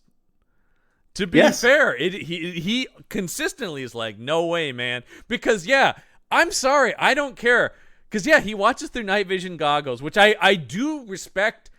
Maybe it's a budget savings thing, but I actually thought it worked, is just seeing the killing from a distance through the binoculars. Actually, I thought was effective here. I actually think, this director, this movie's not poorly directed by, once again, cable TV movie standards. It looks pretty good. There's a legitimately amazing shot later in the movie when he tries to stop the helicopter from taking off. Like that circling shot as he's like trying to crack shots off at the helicopter was awesome. Well, this you guy, only see him when the spotlights cross him, you know? Yeah. You see the gunfire go off in the darkness. It's very cool. Hickox is a B director, but Waxwork, Hellraiser 3, these are real deal horror movies that they're in the B arena, but these aren't like utter shit that he's working on. So he's a decent director who knows what he's doing. Unlike most cinematography, like at worst, what you should be aiming for is be totally bland and like don't draw attention to it, right? It's just like the worst cinematography is going to be stuff that makes you go, what the fuck, why is it filmed that way? The perfectly average cinematography is just like, okay, I don't even notice the camera movements. Truly great cinematography is when you're just like, oh shit, that was a well-composed shot. So, and I think this dips into the latter category a couple of times in this movie. It does. And when I'm looking at you mentioned cinematography, I'm looking at the DP on this thing. This guy comes from, he was a DP on The Wonder Years. He shot the pilot of the 1990 Flash show. He did People Under the Stairs with Wes Craven. He goes on to... So like a long-time working director. And a guy who'd done a lot of genre kind of stuff. So, point of fact, Sandy Sissel. Oh, yeah, I just... It just downloaded the picture or whatever. I just... awesome. And also... was in the camera department, wasn't the cinematographer, but worked in the camera department of Master and Commander, a gorgeous film. Yeah. Stunning movie. Oh, so, once again, she is, as you're saying, Listman, just an experienced and Yeah, it does feel like this is a movie that doesn't have a lot of money, but there's a couple points that they chose to go, yeah, we can go kind of cinematic with this shot. Yeah, I thought the same thing about the helicopter shot where I go, hey, that looks like a big movie shot. Like, that'd be in like it does, yeah. And we're not used to that on this show. I couldn't believe there was a helicopter in motion in this movie. I know. That's so rare in an action shot. I'm like, oh my God, they paid to fly a helicopter and it's not stock footage at all. It's real, and it looked good, yeah. Yeah. So they go and just fucking massacred these drug dealers. And we're told it is, like a dinner party for a bunch of gangsters that they massacre. It's very Punisher kind of murder to just like show up where the mob is and start killing people. Also, you got to assume that some of those are just like spouses and kids that don't have anything to do. Hey man, and they're all didn't in look the like game. they were leaving the catering staff alive either. So leave no witnesses. Leave no witnesses, exactly. But hey man, they're all in the game. Yeah. Well, the game does not account for werewolves. All right. No. Yeah. And then they're changing the rules. I also love the idea that he would see this and go, "Oh, I gotta get involved in this." Yeah, right. That looks like something I want to be part of. Oh my God. But he plays it cool. He goes, "I'll get back to you." Yeah. Have my people call your people. We'll see if we can reach some kind of thing. And this is the part where I feel like the movie establishes what the police district is kind of endorsing this behavior, because he does go and tell his captain like, hey, some real weird shit is going on. Yeah. Lieutenant Guru there? Yeah, I watched him and his friends tear apart a bunch of people last night. That's not cool, right? That's illegal, right? Right. And the guy plays it at least a little bit cool, because he's just like, they pumped themselves full of something, and I could barely believe my eyes. They turned into like roided up monsters. Yeah. I didn't see everything, but it's like really fucked up, and I think they should be reported. The captain's attitude is, hey, mind your business, buddy. Well, because he's just like, that's the craziest thing I've ever heard. Why are you? But then also goes, oh yeah, and you've been transferred to Guru's unit, so congratulations. Yeah. So like, clearly whatever he's doing, and like the backlog of corpses Guru has left in his wake across all of these different cities is not as big of a concern as the imaginary rates of crime in this version of LA. It does feel a little like the thing where they're just like, the crime rate's so bad, all right, we've got to choose unconventional tactics. Greenlight Guru's program, or whatever. Like, it's worked in, what did he say? Miami, Denver, and Boston? Yeah. I guess, except for, once again, all of those special units are dead, apparently. Nobody bothered to look into, well, it did reduce the crime rate, but it killed the entire team doing it. It worked out, the man. Needs of the many. I don't know, John. It's like, I need 6 officers. They'll all die, but your crime rate will come down. I can live with that. It's crazy and the truly fucked up part is what we learn is that Guru is the one who kills them all at the end of every successful operation. Because talk about no witnesses, man. They can't know about the werewolves. I kind of wish in a bigger movie or like a comic book would probably do this. Like, I wish the LAPD was just fully in on the werewolf part of the plan. That would really, if they're just like, hey man, or it's like, we don't want to know. We've seen some shit and we're just turning our heads. I didn't see. Did you see a wolf man? I didn't see any wolf man. Maybe if it was a comic, there'd be more space for that kind of narrative. I do think. Like, I don't know. I mean, I can't imagine. Because this movie's lean. This movie's pretty lean. I mean, that is the thing where it's like, it does. It works to its benefit in terms of an action shelf movie, in that it races into insanity. But there probably is a slightly better version of this that could more slow roll this stuff and actually get into the mythos more. And that's why I'm saying I can't imagine this would cost anything to get the rights to. So somebody should do a comic book of this idea. At least. Oh, and obviously the continuation thereof of like, oh well, the criminals have figured out they're up against werewolves. We need to escalate. Time to get some mob vampires in here Oh to my fight the cop gosh. werewolves. We watched we just recently did an episode of Meet the Monsters where we watched a vampire mobster movie. So Nice. get that in there. Yeah. Crazy. You come to me on the day of my daughter's. Or now that they figured this out, we got some Frankenstein drug dealers on the Oh rise. no! It's the invasion of the Egyptian mob and their mummies. There we go. We just got in from Cairo. Are there any good guys in this universe? I feel like no. No. Werewolf cops, vampire gangsters, mummies trying to take over the city. Yeah, it's crazy talk. You get people raising the dead. There's an army of zombies running around. Dude, this is a great idea, actually. And caught in the middle of it is District Attorney Alex Van Helsing. Yes! I was just about to say. City of Monsters. Dude, I'm gonna God, pitch it writes this. itself. I mean, that's this. No, it really does. I've got to stop coming up with ideas. I've got to stop. Like, I have too many monster comic things going. There's just so much potential in it. All right, so, oh my god. Okay, I just want like a swamp thing, like a swamp thing. Down in down in like the. Yeah, I don't know. Louisiana. Like, yeah. Exactly. Okay, so let's see. Then we go to one of the guys' weddings. Oh my god, this scene is fucking nuts.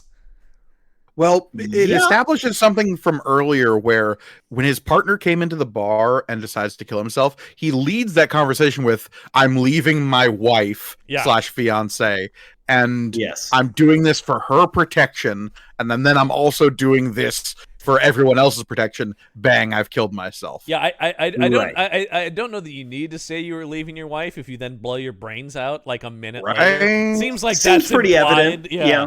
I'm leaving my wife like this. Jesus Christ. Exactly. But no, so here the guy, we see him like he's tweaking up here, man, as he's listening to the vows at the wedding. Well, and I love all the werewolf cops are like front row at the wedding. Yes. Well, this is a classic cult behavior, you know. You need to drive a wedge in between member and other people who might like help bring them out of that organization. That's something, if you were to expand this to a longer form, getting more into the cult mentality of this work. Because they want to build the pack mentality, and there's a hint of that cult, but once again. They can't quite, there's not enough time to like fully get into. Right. You can't. No. It's still got to be a 90-minute like B movie. So I do. Yeah, he's just like, I can't. I'm sorry. I cannot do this. And he really makes a meal out of storming out of there. Yeah. Well, he did murder a bunch of people the night before with his wolf claws. So yeah, I like it's Patsy Kensett's character Casey who's like, he did the right thing. I think that was a good call. I just think it's so crazy that she wasn't asked to. Well, I don't know when like sex scene happens in the narrative. It's I don't the know. next scene actually. Yeah. Okay, because like the fact that it's revealed that she wasn't asked to sleep with him, I thought that was a tactic to bring Mario Van Peebles in. Oftentimes cults will do that where they're instead use sex as but another cult thing is the possessive nature of the women in the cult. Yes. So there's that is also true. It still does sort of thing where it's like, she's mine. Yeah. Yes. But it does seem like she's very much trying to recruit Van Peebles. Well, but she even goes and says to Guru later, hey, you told me to get him on board with us no matter what it took, and so I did that. At least that's what she's telling herself in terms of why she sleeps with him in the next scene. But she also is kind of the one who maybe is on board with the werewolf stuff, but not as on board with Guru, it seems like. She's kind of ill-defined, I will say, in the script. Yes. Because she's meant to be sympathetic and like, well, maybe we can... I love what I'm about to say is so. Maybe we can use these werewolf powers for good. Really, but I don't know that we should be following that guy. You know, yeah. Even though he is the source of our werewolfery. Because we have Officer Perez where he just like you said, freaks out and leaves his own wedding at the altar. I think there's a moment where he's like, "Don't stand up, Dad. I know what I'm doing." Like.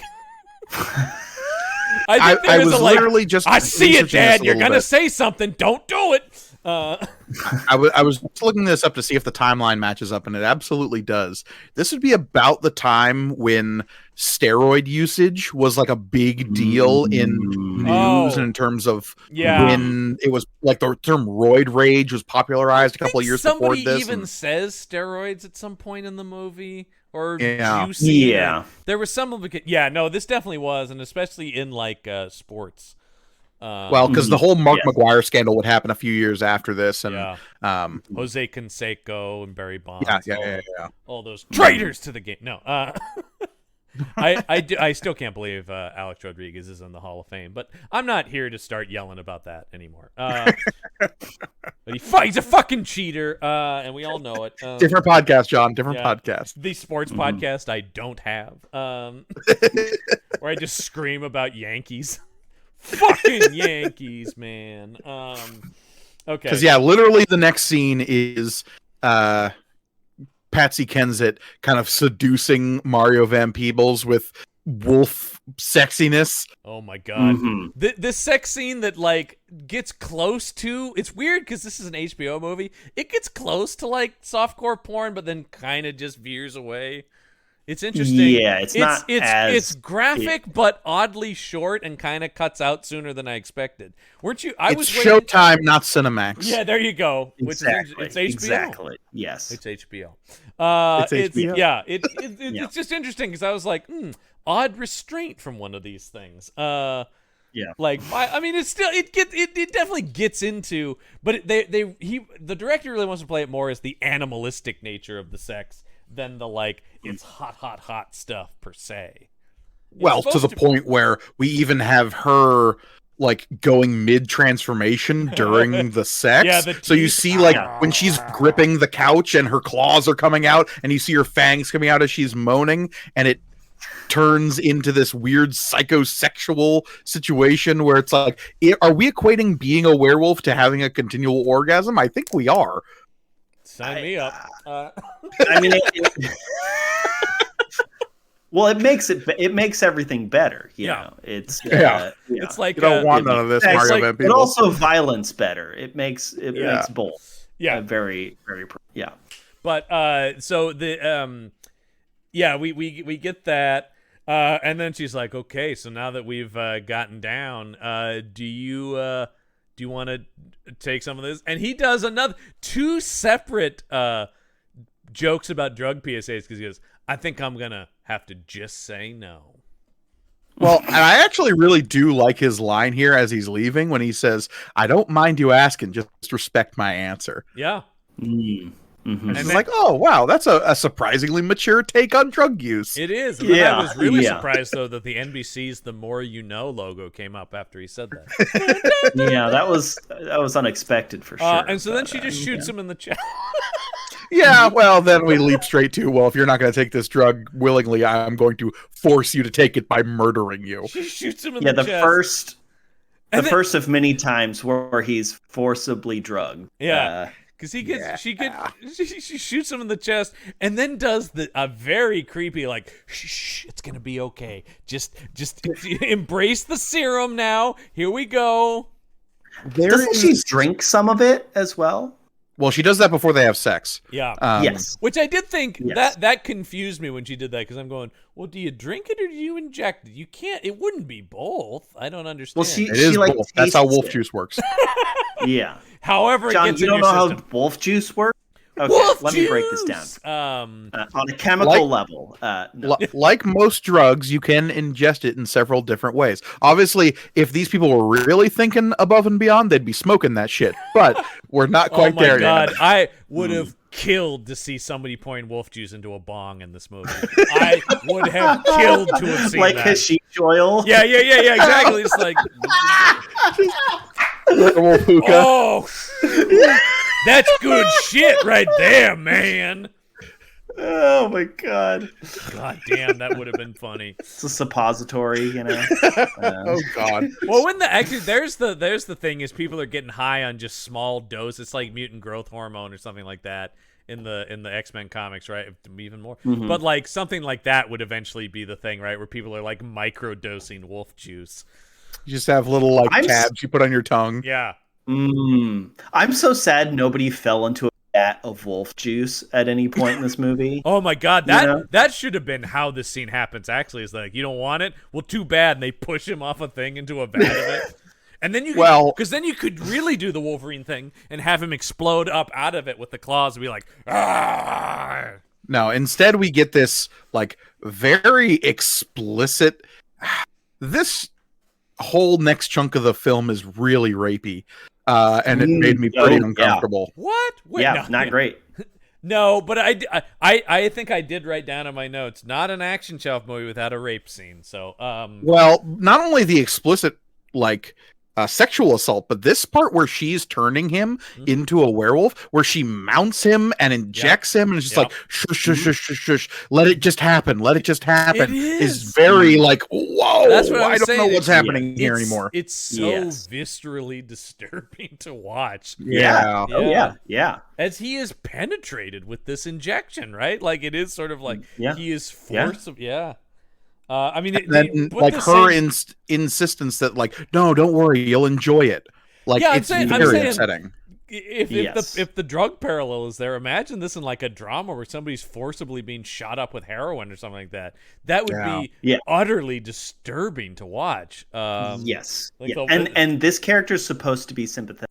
Which again, if she was being manipulated to behave this way, it's like, no, this is for the betterment of mankind. I mean, like that would be interesting. I think that's what they think they're doing. The movie just doesn't, because she is doing it. But she doesn't have any realization. No. She doesn't have any moment of like, oh no, I've been lied to this whole fucking time. She's already hesitant, even though she does, but somebody.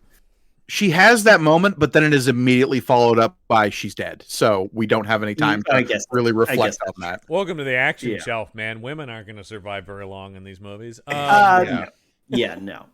There's a lady, she gonna die. Because we then like have him. Max Dyer goes through his first transformation, and you see him kind of wolfing out. He gets the weird bumpy forehead from Buffy the Vampire. He gets his Wolverine claws, and now she's like, okay, now that you've had your first dose, we need to go kill a lot of people. Let's go do that now. And so they just drive to the ghetto until they find a drug lab. Boy. Right there. By the way, which one's the drug lab? Oh, the one with the steel door mounted on it is probably that's probably it. And I like the ghetto kid who's like, "Are you gonna do something about the house with the drugs?" And they goes, "You don't stand a chance." Can I take your keys? Yeah, because it's like die. You're clearly going to die. Yeah. Yeah, but then Patsy Kensit just peeling open this metal door. Now I feel like we are back on the Green Mile with that effect, Gorgone. That was pretty Hulk 70s Incredible Hulk thing. And then I love the approach of what we're gonna do is we're gonna bust in, roar and bare our claws, then just take as many fucking bullets as they shoot at us, and then when they're out of ammo, we murder the shit out of them. I mean, if you've got a healing factor, that's not the worst strategy. Because that is what they do here. But then I do love, because we saw earlier, they were pretty much just tearing people apart at that first thing. Yes. Here they're now packing heat too. And werewolf shooting guns is maybe my favorite thing in cinema now. Yeah. If this movie didn't do that, it would have been a letdown. It really, because a werewolf shooting a gun. As we're talking about, they still have the fingers with the claws, so you've got Mario Van Peebles firing guns while these big claws extend out over them, and it's pretty fucking hilarious. I'm sad he never like stuck his claws in somebody and then fired the gun. You know what I mean? Yeah. I'm pretty sure Wolverine has done that. So that's what that makes sense. Yeah. Because it is always crazy when Wolverine has guns in the comics. You know, kids, just go read Wolverine comics. They're good. They're good for you. I grew up reading them, and I turned out, okay. Relatively speaking. Yeah, and so this is more slow motion gunfighting. We're doing John Woo. There's not as much diving here because you get the sense like, well, with the makeup, we can't have him move around too much. I will say, and also you don't need to avoid bullets, so you don't need to dive. That's true. It's true. I will say it is clear where they are being like, look, we can only get the makeup in the movie like 3 or 4 times. You can only get a few werewolf scenes. We got to pace this stuff out for budget, And you talked about squib work earlier. There's some great bits here where you've got like drug lab equipment exploding and the backs of people's shirts just annihilating as they're in theory being shot. This feels like the lower version of the RoboCop drug lab gunfight. Once again, you talk about them borrowing stuff, which is very much the same idea where like stuff is being shot and drugs are going, you're spraying up into the air, the powder of it and stuff like that. Yeah. RoboCop is kind of the better version of this movie. In terms and see, of like, John, this is where we differ because you like the science fiction more and I like the fantasy more. So if it's RoboCop plus werewolf, like I don't know what to tell you here. You can't say this is a better movie than RoboCop. I'm not saying it's a better movie than RoboCop. I'm saying I like it more than RoboCop. That's still crazy talk, but yeah. But you are talking to somebody. RoboCop is a top 10 all-time movie for me. I love RoboCop so much. I can differentiate between I know it's a better film, but I enjoy werewolves with guns more than robot cops. The movie should just be called. I mean, we were talking about the time. It should just be called Werewolf with Guns. Come on, man. Oh, definitely. Yeah. Well, there is Wolf Cop is a movie. That's true. There is a Wolf Cop. Yeah. We wouldn't do that on here because that is trying to be arch. That wouldn't count as an action shelf movie. It's not sincere enough. That's the thing. That's what makes this movie. This is trying to play total sincere badass action. Oh yes. This is never in on 100% sincere. That's why there are things where I'm going, well, they've got to know that that's like a joke, right? But the thing is, maybe they do. The movie won't tell you. Yeah. That's what elevates it, right? No, absolutely. Because as soon as they're in on the joke, that's when I lose interest. But it is the total sincerity of this movie and the performances. So now there's an earnestness for sure. Yeah, we finally get up to the mob boss now because I guess the ruining of this drug lab is the final straw, and he's like, 56 minutes into the film, this character. I know, and I did think, wait a minute, is this the main bad guy? Of course, Guru will end up truly being but yeah. Well, yeah. Is this guy just supposed to be a red? Oh, I guess. Yeah, I guess he's just like a mobster. Like he's just a regular mob boss. Yeah. It's meant to set up that there is some kind of greater organization of crime in this place, and that they are aware of the weird monster cops that have been murdering everybody. Well, because I like he tells his other guy, he goes, "You go deal with Guru and his cops by whatever means necessary." Yeah. Also, this is a character named Teague, played by Scott Pollan, who's just a working actor who's been in 1,000 things. Yeah, he looks familiar, but not from anything specifically. Yeah, but his response to the lower underling who comes to him going, "They were a bunch of monster cops," and he just goes, "Yeah, we knew about them, but we just hope they go away." Yeah. Like, we were laying low. Oh my God. Did you see on Scott Pollan's resume is another iconic werewolf movie, Teen Wolf? Yeah, I did see that. He's also in Teen Wolf, so which is a classic. Not Teen Wolf 2. That's probably for the best. Yeah. One of my favorite scenes in the movie, when the captain comes to talk to Guru and he's just doing parallel bar gymnastics exercises for no reason. Evil gymnastics routines is a staple of action shelf movies. Well, there's something so funny about a guy having a conversation while he's like flipping around. He's like, "What is it, Captain?" You know, and the captain's not like, "You have more lights in here, maybe?" It's pretty dark for some reason. You know, he gets up, he's toweling the sweat off. "What can I do for you, Captain?" And this is where he goes like, "Well, you've been wrecking a lot of the city, and we kind of want to see some like tactile results of that, because you are mainly causing chaos right now. And his whole thing is just like, well, that's what it takes. First, I have to burn your city down, then crime can go away. But Yes.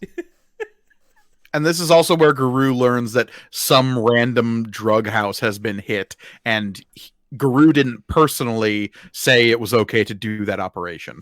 Right, exactly. Because he needs to be in control of Pac. And so he's the alpha. Yes, he is. Again, if you know anything about wolf science, Is so. I mean, yes. I was fully expecting this movie to dip in. Maybe it's a little before that kind of caught on. But I was fully expecting this movie. That kind of terminology. The alpha aspect of it works here because he is the only werewolf. Really, it is the werewolf, right. And then it's almost more. I mean, in some ways, this would have worked better as a vampire because it wouldn't, because you wouldn't have the werewolf stuff in it. But it has the vampire logic of, I'm the guy who sired these other werewolves, right? And therefore, they should follow me. And that has a little bit more of the The vampire thing has a more inherent cult aspect to it when you talk about that, Lisbon. I feel like in horror movies than werewolves.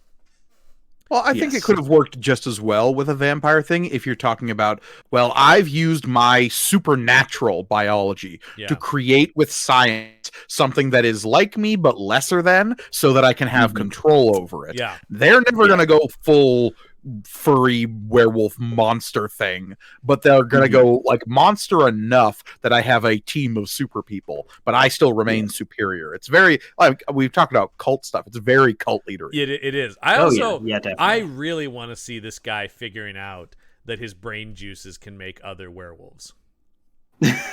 And again, we get this implication here comic.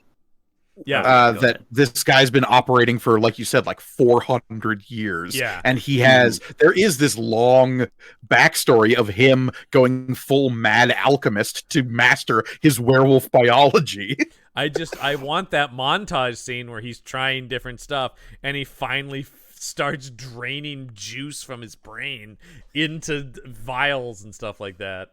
It's him like caging himself up on the full moon to figure out what precisely is going off in his brain that triggers the transformation, and then he isolates that part of his brain that's causing it, and that way he tries to extract the juice to stop himself from being a werewolf, but that doesn't work. But then he still has the juice, and he's like, what can I do with this juice? I'll give it to this guy. Oh, now he's part werewolf. Interesting. I love the idea. I just love the idea of because the other scene I want is a werewolf filling out a notebook with like a pencil. With the claws go, interesting. A werewolf in therapy. I see. No, you're saying like he has like a full scientist, like white doctor's jacket and like glasses and a stethoscope. Maybe he's and like a chalkboard with like formulas. He's got a chalkboard. Well, he's like clawing it in with wolf claws. Yeah, exactly. I must try it. I would love this guy's origin story. I would imagine he probably infected somebody at some point so that they were full werewolf, then killed them, dissected them to figure out where the gland was that he could withdraw. There's you know an what idea. I mean? There's an idea. Yeah. So we get the scene where he confronts Patsy Kensit and he's like, "What the did you?" And I mean, this he turns into De Niro from Raging Bull. Did you fuck him? Did you fuck him? Yeah, because it is just she goes, well, you said, well, first she goes, I'm sorry I shot him. He goes, oh, I don't give a shit if you shot him. What? I'm mad that you fucked him. Like, yes. Yeah. And it gets real gross, and then there's some sexual assault because he's like, you only sleep with me because I'm the big wolf here. And here's the kind of disgusting shit we watch on this show. This is pretty tame sexual assault. It is the beginnings of implication. There is not a, we're going to, as promised, we are going to get to those Death Wish movies, which are very disturbing. I wish it would. Yeah. You got to get. I mean, it's the Death Wish movies are always like, well, you got to get past the graphic rapes so you can get to the insane gunfights. But right. Yeah, those movies are. of their time. And yeah, that's when we hit this point in the movie. I was just like, movie, this better be as gross as you get, because I was like on board, but now you're losing me because science werewolves are boring to me. And now we have a sexual assault, and I'm not really into it. So he uses his claws to slash her face, and then we get this scene where he pushes her bloody face down his chest. I was wondering about that, because there's a lot of... And I couldn't figure out, okay, it seems like this is going to be some sort of forced oral sex, but it also seems like he's somehow just enjoying the blood getting on his chest, too. It's a weird scene. I don't know. It's weird. Gross. Yeah. Yeah. I just don't I don't know what they're going for, is I guess what I'm saying. You know, blood plus sexual assault equals it's all gross. I mean, this scene is meant to like really show us that whatever his motives, Guru is a bad dude. Well, I love the idea that it's like, before this, I thought Guru was a good guy, but no, you know. Well, based on like the levels of violence we see in this crime fantasy LA, like some of his methods do seem justified at certain points in this film. It's completely out of... The only difference between him and Van Peebles is the werewolf, but the behavior. The behavior is still very similar.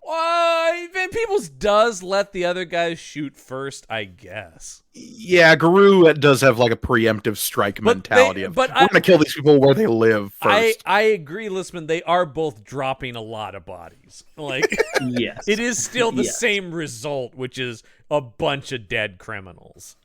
And not a lot of dead civilians as well. Well, yeah, caught in the crossfire. And actually, one might argue that Guru's tactics lead to less dead civilians because they're a little bit more targeted. Now, there was some discerning at the lack of discerning at the at that dinner, maybe. But you know, hey, if I attack them in their homes, they're bullets. This next sequence they have with the team goes out and like butchers this crowd so they can send a message. First, we have to talk about the surprise party, though, which is at the bar. Oh God! Which for about the first 2 minutes of it, I thought for sure was a dream sequence. Because it's shot in this, like, the camera's kind of doing this wavy, like, whoa, and it's supposed to just be he's like tripping out. But when he comes in and it's a surprise party at the bar for his 30th birthday. And then when they go, here's your silver medal, and they go to pin the silver medal, and it starts smoking. And why isn't anybody like, what the fuck was that? Because, they were kind of like... Yeah, go ahead. To reiterate, as Max Dyer is entering the scene, he is just coming down off of the high of being full on, I killed a bunch of people werewolf. So he's still hopped up on wolf juice. And he's got the blood fever. Yeah. So he's doing that, and so that means the camera's doing this kind of like ship on the ocean, drunk kind of view thing, which I thought, is that what? Because once the thing starts smoking, I thought that's so public that I'm a werewolf. Oh my God, this is like he's gonna burn up and then wake up, but instead, no, it's very real. Well, especially when his wife, who has abandoned him at this point, shows up and said, "Oh, your friend said I should probably be here, and I still love you." It felt very surreal. Yes. Exactly. Yeah. And then he immediately turns into like a monster. They start making out, but then he goes way too hard at it. Yeah, way too aggressive. Yeah. And then he's like, "No." Yeah, I can't. Part of me wants to tear you apart. Well, and that's the implication we get from all the other werewolf people is if you have a relationship with a normal person, you will end up hurting them, and you can't do that once you've gone full wolf. Yeah, a normal person can't have werewolf sex. No. Yeah. Lethal. It's like that scene. Normals. It's like that scene in Jessica Jones where Cage and her realize they both have superpowers, and like, we don't have to hold back. I love that. Jessica Jones, I said the first season because the other two seasons but that first I kind of like the second season, but that first season is the first season though is one of the we always talk about how, sex scenes are often unnecessary. That show uses sex scenes so well to convey character. I really applaud that show. For actually showing that in a way that matters and is important. So when the pack comes into this party though, and they're all slow motion walking in formation. This is so goddamn funny to me. And people are just like, these fucking weirdos. What Yeah. are they? They're the cool kids on the Force. They're walking like they're the cool kids. Everyone else is looking at them. They're like they're the weirdos. Yeah. Yes. You got Dean Norris going, these guys are cops? And like the wife is like looking between them and Mario Van Peebles. What is the connection here? Oh no, And he's in Mario a Van police Peebles is looking towards Patsy Kensit and Guru being like, oh no, there's been a reestablishment of dominance here. And it's all conveyed via expression, which I found so like, oh, this is a good take, movie. You're not having any dialogue to clutter up the emotions here. Oh God, my estranged wife and the girlfriend of my boss, who I definitely slept with last night. Right. What's a werewolf cop to do? There's maybe a reason a lot of these people ended up on soap operas. Yeah. And once again, that just like 90s butt rock, like boom, you know, the whole movie has this like, because once again, it wants to do the Lethal Weapon like cool guitar as score, but it doesn't. Yes. Well, I mean, it just doesn't have Eric Clapton doing that like the Lethal Weapon movies do, which really adds a lot to those films. Yeah. Because, you know, Eric Clapton, he's pretty good at the guitar, I guess. He's pretty, I think people like him. I don't know. And so then this is, but it is this cliquish thing where he's like, hey, Dyer, let's roll. And he goes out with them. And they kind of kidnap, they grab him and drag their own birthday party. And then I think it's that the captain guy just goes, well, I guess that was some party. Ugh. Like he is like, we went to all this work and then he just leaves with his new cool friends. Dean Norris is like, also, I thought we were best pals. Also, we don't cut back to any sort of reaction from his wife as he's dragged away. No, this movie could give a shit about this woman, really. It really... Which is so much weirder considering how it all ends. It's so weird. And also, it's such a monster movie thing would be to have them together and have her going, what is happening to you? Instead, she was just upset about the police were making him weird. We never get the like, and what's become of you, you know? Yeah, why are you behaving this? Yeah. No, we have implicit I've joined in this ritual at the end of this movie. So weird. I can't help but notice, but when you do things, I can hear the sound of a and it's very I don't know where it's coming from. So they suit up because they're gonna go to work, but when they get in their van and start the engine, it explodes, and it explodes, and the I love these mobsters going like, "Yep, we did that. That sure was a good explosion, boss. Great job, boss." Yeah. And they're it's a good thing I get that big black bomb with that long fuse underneath their car. Boy, I hope my white and black striped shirt comes back from the dry cleaner soon. Yeah, they use the same bomb Batman was running around that dock with in the Adam West movie. It does, and they watch from their cars, it explodes. Then for reasons I don't fully understand, they walk down to the smoldering thing so they can just admire it more. Like I think they wanted to literally look at the bodies as they were. Boss said to get some photos of scorched corpses. And Jackie No Knees brought the marshmallows, so you know we're gonna have a toast. Yeah. The casting notes for this said Goombas wanted. We just came down the block from auditioning for the new Scorsese movie, but yeah, we'll be in this werewolf thing. Sure. We got 5 years before there's a Sopranos show to employ us, so if you guys need some, but once again, they are like East Coast mobsters. Why? Yeah. This is LA, and the guys are still going like, "Ooh, God, bagoo," you know, like. Because mobsters only come in one flavor. Yeah, just like for some Italian. reason, they're Jersey Italian mobsters going, yeah, we done blew them cops up real good. The marinara flows deep regardless of which coast you're on. And then of course they're still alive, and it's like, gabagoo. Yeah, as these on fire exploded werewolf cops burst from the wreckage to slaughter these men. Yeah, we just To see like them come. walks dramatically from the flame. We you just know? see them come at them. We don't see them slaughter because we cut back to the mob boss's house, and all of a sudden, there's a helicopter just above this guy, and he's like, "The fuck?" And John, as the scene started, I'm like, bodies better fall through that skylight. And by God, this movie delivered. I was so happy. Corpses of his men rain from the sky through the skylight It's so good. with a note attached. With a threatening note. What does the note say? It's something like back off, or this is just the start.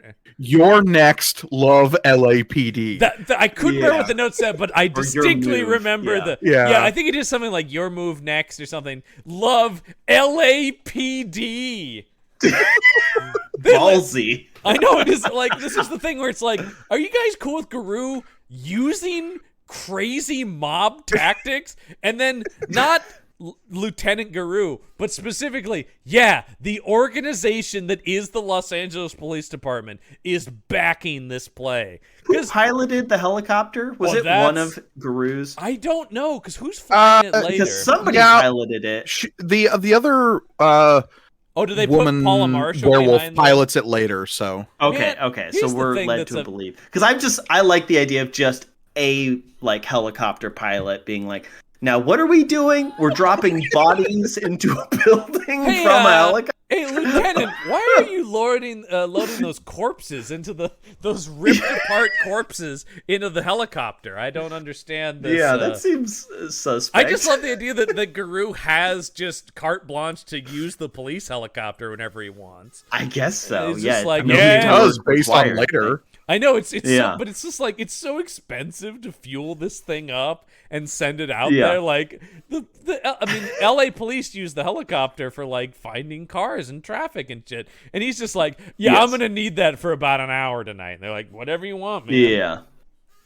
No questions fair- asked. Don't worry about it. He tries to return the exploded van, and he has to request a new vehicle. So Oh God, that sequence is so good. one of my favorite scenes too. They come in all scorched, and he's just holding the steering wheel of the exploded van, slaps it down on the table, and goes, "We're gonna need a new vehicle." So good. And basically, it's so good. From the dropping of the bodies in that scene, he is a total psychopath to the end of the movie. yeah, Yes, Like- and from this point on, I'm like, I would be okay if this movie was 14 hours longer than it already is because I love. Right before this, when we talk about the stuff in the bar and that rape scene, I'm going like, that was where I was starting to lose interest in the movie, going like, Yes, if this is going to turn into a battle over Patsy Kensit between these two guys, that's boring. But then once this stuff started happening, I'm like, you have me back, movie. And yes, no, I agree, Listman. Before they even get into the werewolf stuff, I was on board for Guru's war against the mob for like 6 seasons of television. Because if it's just him doing crazy murders of mobsters, I am here for it all day. Yes, and as they're coming back into the police station, you say they're like burned and charred. I don't think that quite gives the idea of. So there's this thing in comic books where, as a superhero is fighting for their lives, their costumes are like regularly torn in provocative and like risque ways. If you've ever seen the way an action figure would be described as the battle damaged version of a character. Is how battle damaged Spider-Man. The end of the first Spider-Man is a good. What Tobey Maguire's costume is a great indication of that. Yeah. But in X-Men specifically, it would constantly happen to Rogue and Storm and all of the attractive female X-Men. Go figure. When they come into the police station they're wearing these weird superhero, like black leotards with armor plating bits and pouches that are now artfully torn and charred in certain places. I'm like, holy shit, they're just stealing Liefeld drawings and slapping them on characters. Like I said, it is. I'm glad the guy acknowledged that he was inspired by the X-Men, because my God, it is clear where he is. Not in any kind of good way necessarily. It's purely aesthetic, not in terms of like the moral messaging of the X-Men or the things that make X-Men actually like great. It's just the like 90s badassery of the images that he's taken. It's a real Zack Snyder comic book read. Where it's just like, I just like the aesthetics of what looks badass. Right. By the way, Zack Snyder for full Eclipse remake, I'm here all day for it, man. That would be a perfect use of his filmmaking skills. Yeah.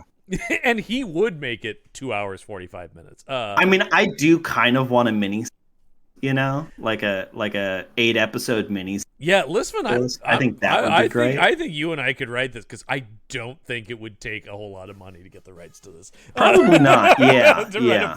I want to make a full-on cult like storyline, but with werewolves. Yeah, yeah, that would be great. Yeah, yeah. So let's see. So yeah, so at this point we haven't even gotten to the big werewolf reveal. The movie's already reached what we thought would be peak insanity.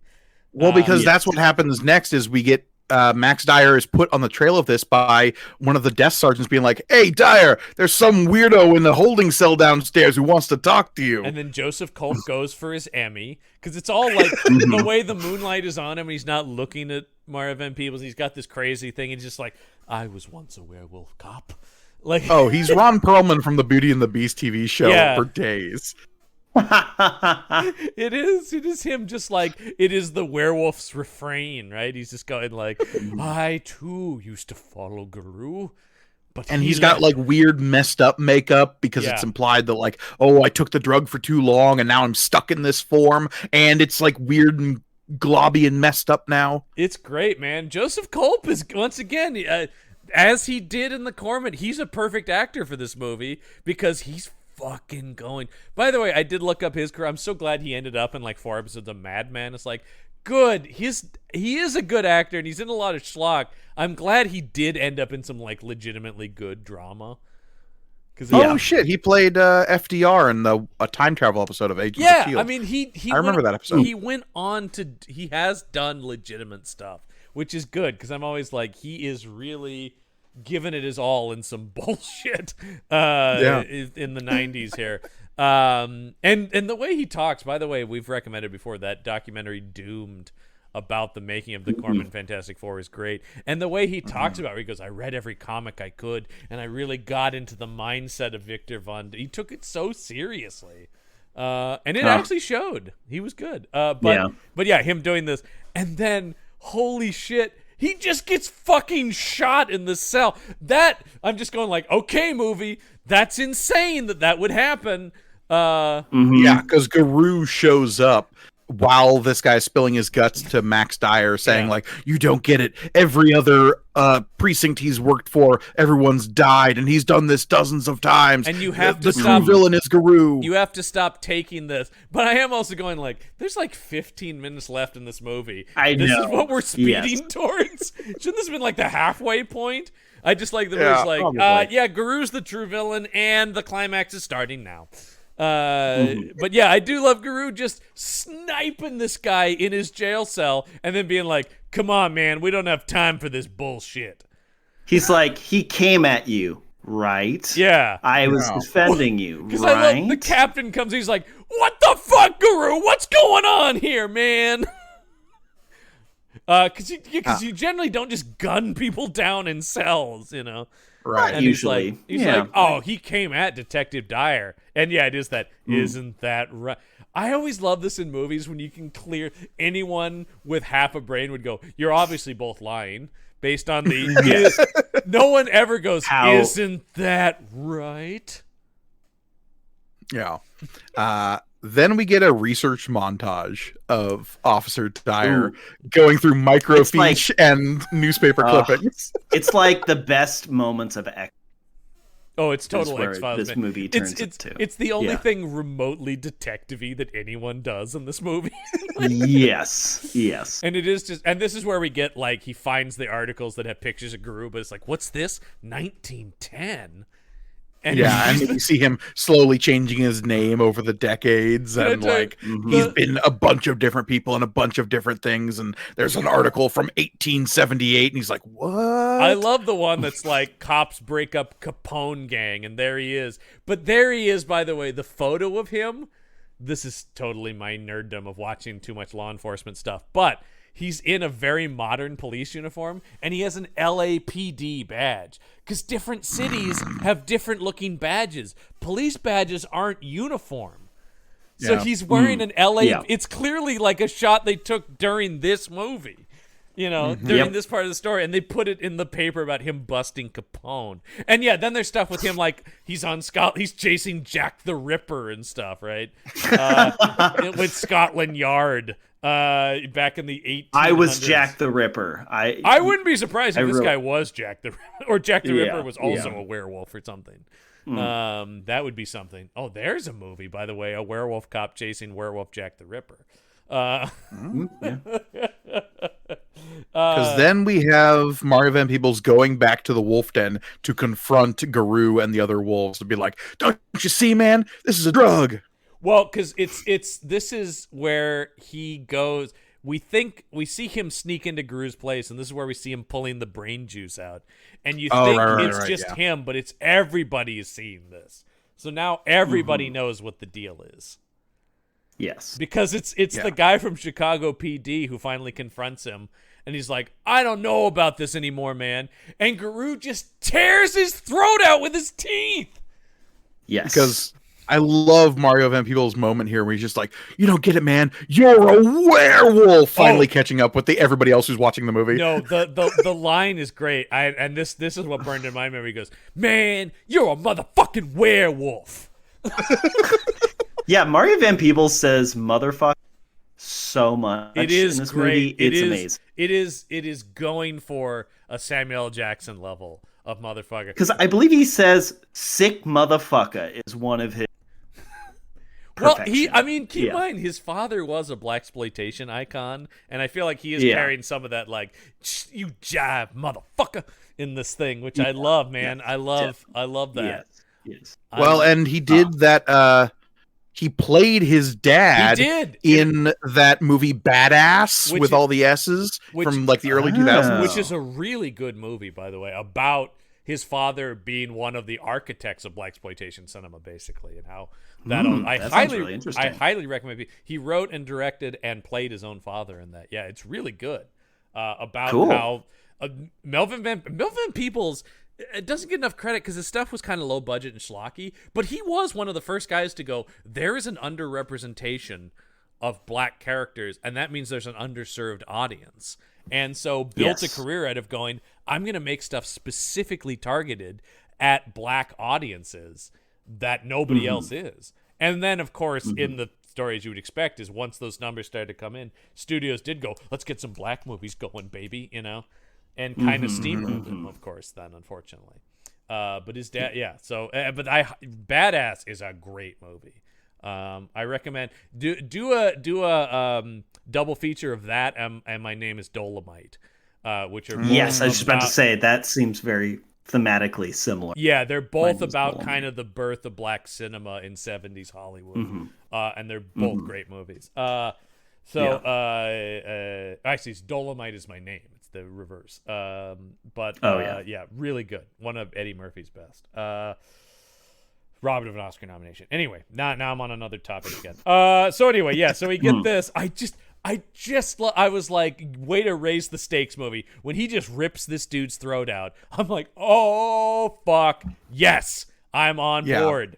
I am. This is when I was fully engaged with this film again, being like, oh, so it's mad scientist werewolf making mini werewolves. Holy shit, I am so on board with this movie. And so, I know, because it was like, because they kept going like, well, he's a biochemist and invented this thing. I'm going like, are we just gonna leave that as a vagary? Like, oh, I guess at some point he made this thing, and we're just gonna kind of skip past that. But the fact that the answer is 10 times more insane than that made me so happy. Oh, it's so crazy. He's a real deal werewolf who's found out what makes him a werewolf and is sharing that with people. And this is the moment where Patsy Kensett's character sides with Mario Van Peebles, and they both go, "We need to get the fuck out of this situation." Well, Meanwhile, the 3 other members of this gang go along with the plan. My only thought about that is, I don't know if they're totally cool with it, but they did just see a guy who raised issue get his throat torn out, so maybe they're like, yeah, we're with Guru. Just shut up.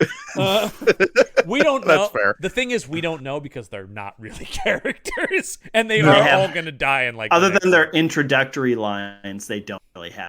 Yeah, I mean, and I guess that's the thing is he's specifically choosing like damaged cops, I guess, stuff like that. But no, because he's going out of his way to damage cops. Because Perez, the one whose marriage is interrupted, he seemed like he had like everything going for him. That's and true. then all of this wolf cult shit is what fucked him up. The Chicago PD guy had a gambling problem. That was his thing. Yeah. And yes. Paula Marshall's backstory is her husband was killed and she was like badly injured or something like that. Something like that, yeah. She was being taken advantage of because she was like a desk worker for the police department. Yeah.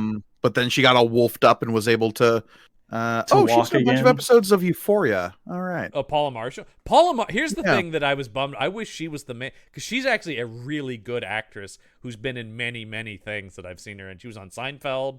It's one of those things where I just go like, why is she the nameless other girl and less talented Patsy Kensit, who I guess is, I don't know, Paula Marshall's very attractive too, just maybe not Patsy Kensit and also Patsy a bunch of episodes of Spin City and Veronica Mars and like I said, Nip Tuck, which I'm sure people liked because it ran forever.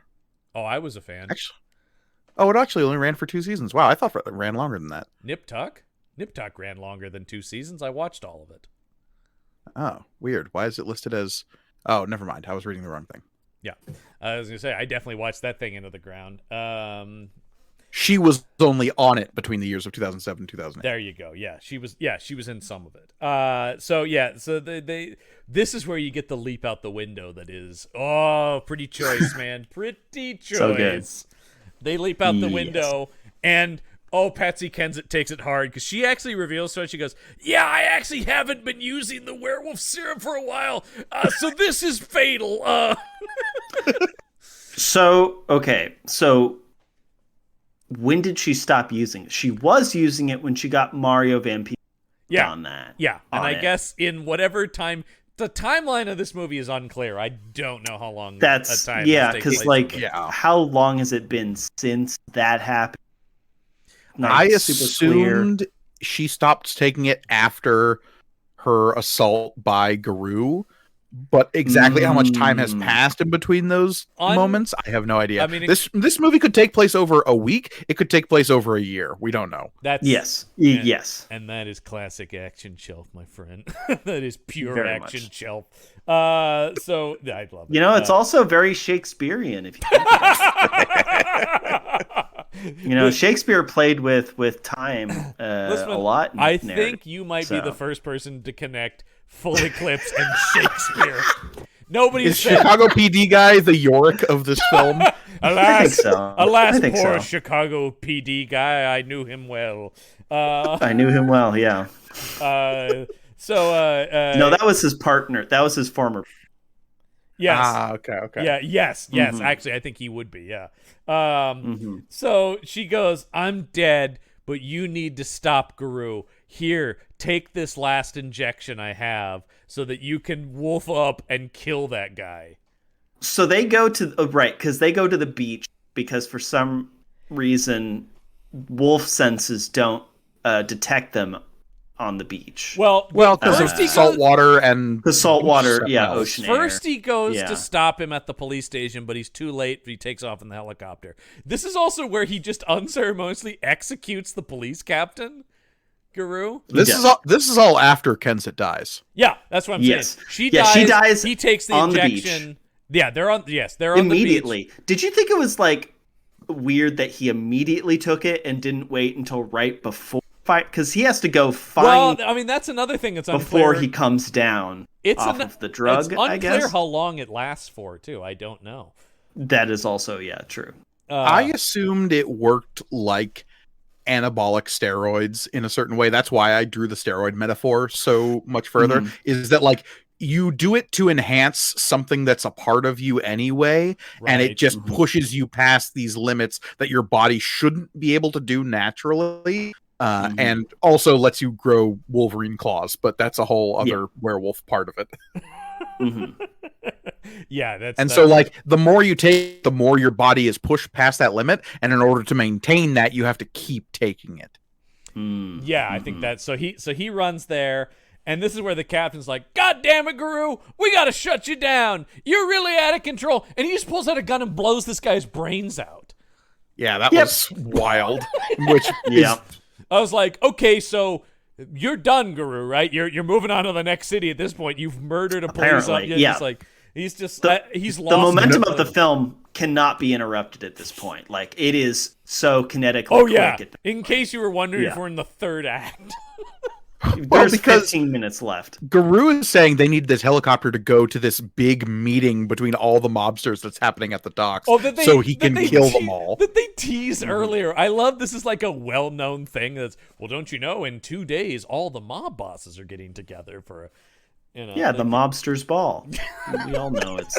We all know but that's it's also an annual conveniently happening on the night of the full lunar eclipse. Which is, oh my god, the full eclipse. Oh, when did Godfather 3 come out? Because there is a scene like that in Godfather 3 where all the mob bosses get together and it gets attacked. 1990, on a lunar eclipse? On a lunar eclipse. No, that's the thing. But there is a helicopter that comes in and machine guns a bunch of people. It's one of the good scenes in the movie.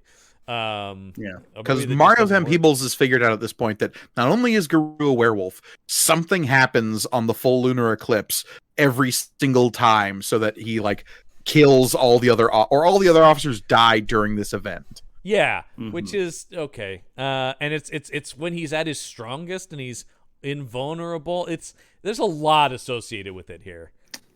They don't really. It's its own wrinkle on the werewolf mythology, because there are certain mythologies of werewolf that's just like, okay, so they can kind of turn into a wolf whenever, but also they're at their peak during the full moon. Sometimes it's only during the full moon. Yeah. Sometimes like the eclipse will make it so they can't become a werewolf. That would sometimes the eclipse does other stuff. The eclipse making them not able to become werewolves makes the most sense because the moon is blocked, right? But you can't start thinking.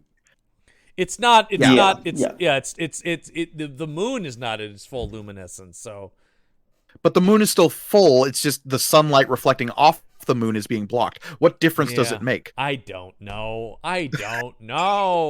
This movie. I mean, the moon's always there too. The thing I've definitely learned from doing Meet the Monsters is the rules around these monsters can be changed based on whatever you need. My God, the mythos is never. Right. So when they said the full eclipse makes this werewolf unstoppable, I was just like, sure, that's the new wrinkle here.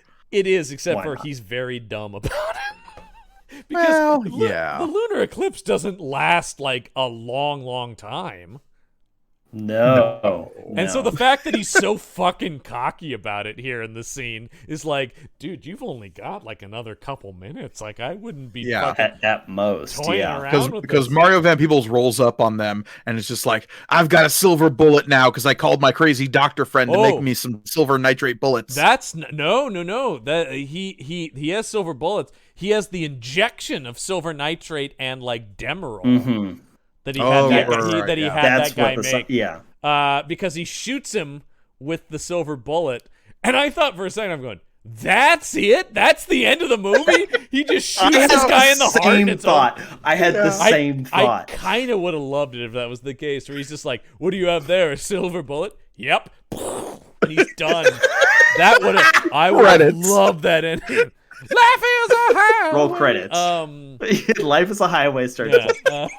Performed by the Rascal Flatts. Yes. By the way, we often make the joke that the end credit song of a movie is "Life Is a Highway," and when we say that, Lisman and I always mean the Rascal Flatts version from the Cars soundtrack. Always that one. Yes.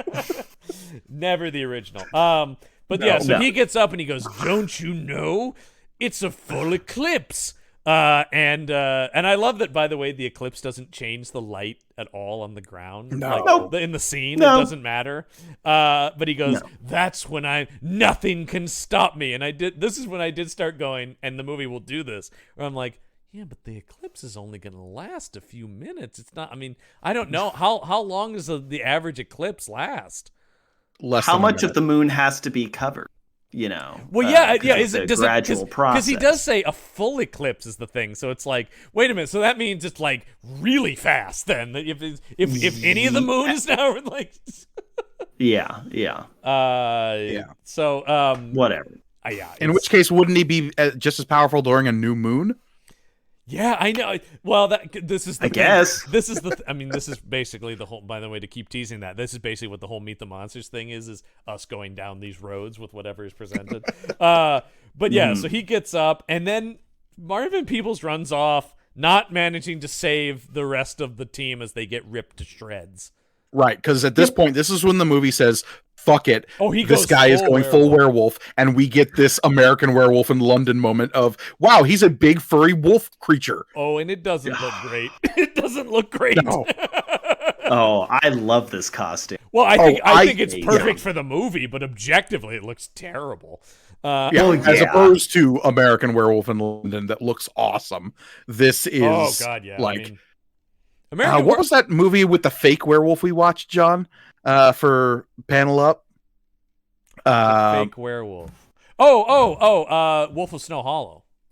Wolf of Snow Hollow, yeah. By the There's way- a werewolf in that movie that is just like, it turns out, spoiler for that movie. I was gonna say, that by the saying killer fake of the- werewolf, we spoiled the movie. Yeah. I mean, whatever. It's Yeah. a several-year-old movie, and it's a very niche film. But turns Great out the movie. werewolf in that movie is a fake werewolf. Yeah. But he's a serial killer who's dressing up as a werewolf to kill people and make them think it's a werewolf. And that actually looks better than this costume. And that is supposed to be a guy in a costume, Yeah.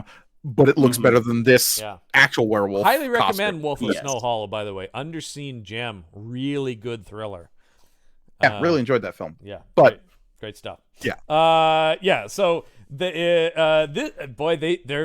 and one last steal from Lethal Weapon 2. We're fighting on top of shipping crates like this, you know, the big I am so glad we got a cut to the crane operator, because Yeah. when he climbs on top of this crate, I'm like, how does the guy who's lifting this box not notice Mario Van Peebles climbing onto this box? Yeah. I know. Also, and it how is does the he middle not of the notice- night. Yeah, why are they moving stuff? Yeah, I do. Yeah, actually, in Lethal Weapon 2, it is a point that the fight happens during a specific thing being loaded onto a ship. It's part of the plot. Only so, of course, they can drop one of those crates on a bad guy, which is awesome. That guy gets smushed good. But This one is so we can have Mario Van Peebles fight a full-blown werewolf in a Dude. crate suspended in the air. this is one of these things where I'm watching with sheer childlike glee as this is happening, just going like, I can't believe what I'm seeing here. And then he manages to impale the hook of the thing on the chain to the back of him. So he's now hanging. The werewolf is hanging up on this crate as he. Well, we see the full eclipse end, which happens very quickly. By the way, it's like Which it would. it just goes whoop, and the moon's back. And It kind of like the full eclipse happens. It stays there for a bit because it keeps cutting back to it, and then all of a sudden it just goes goes away.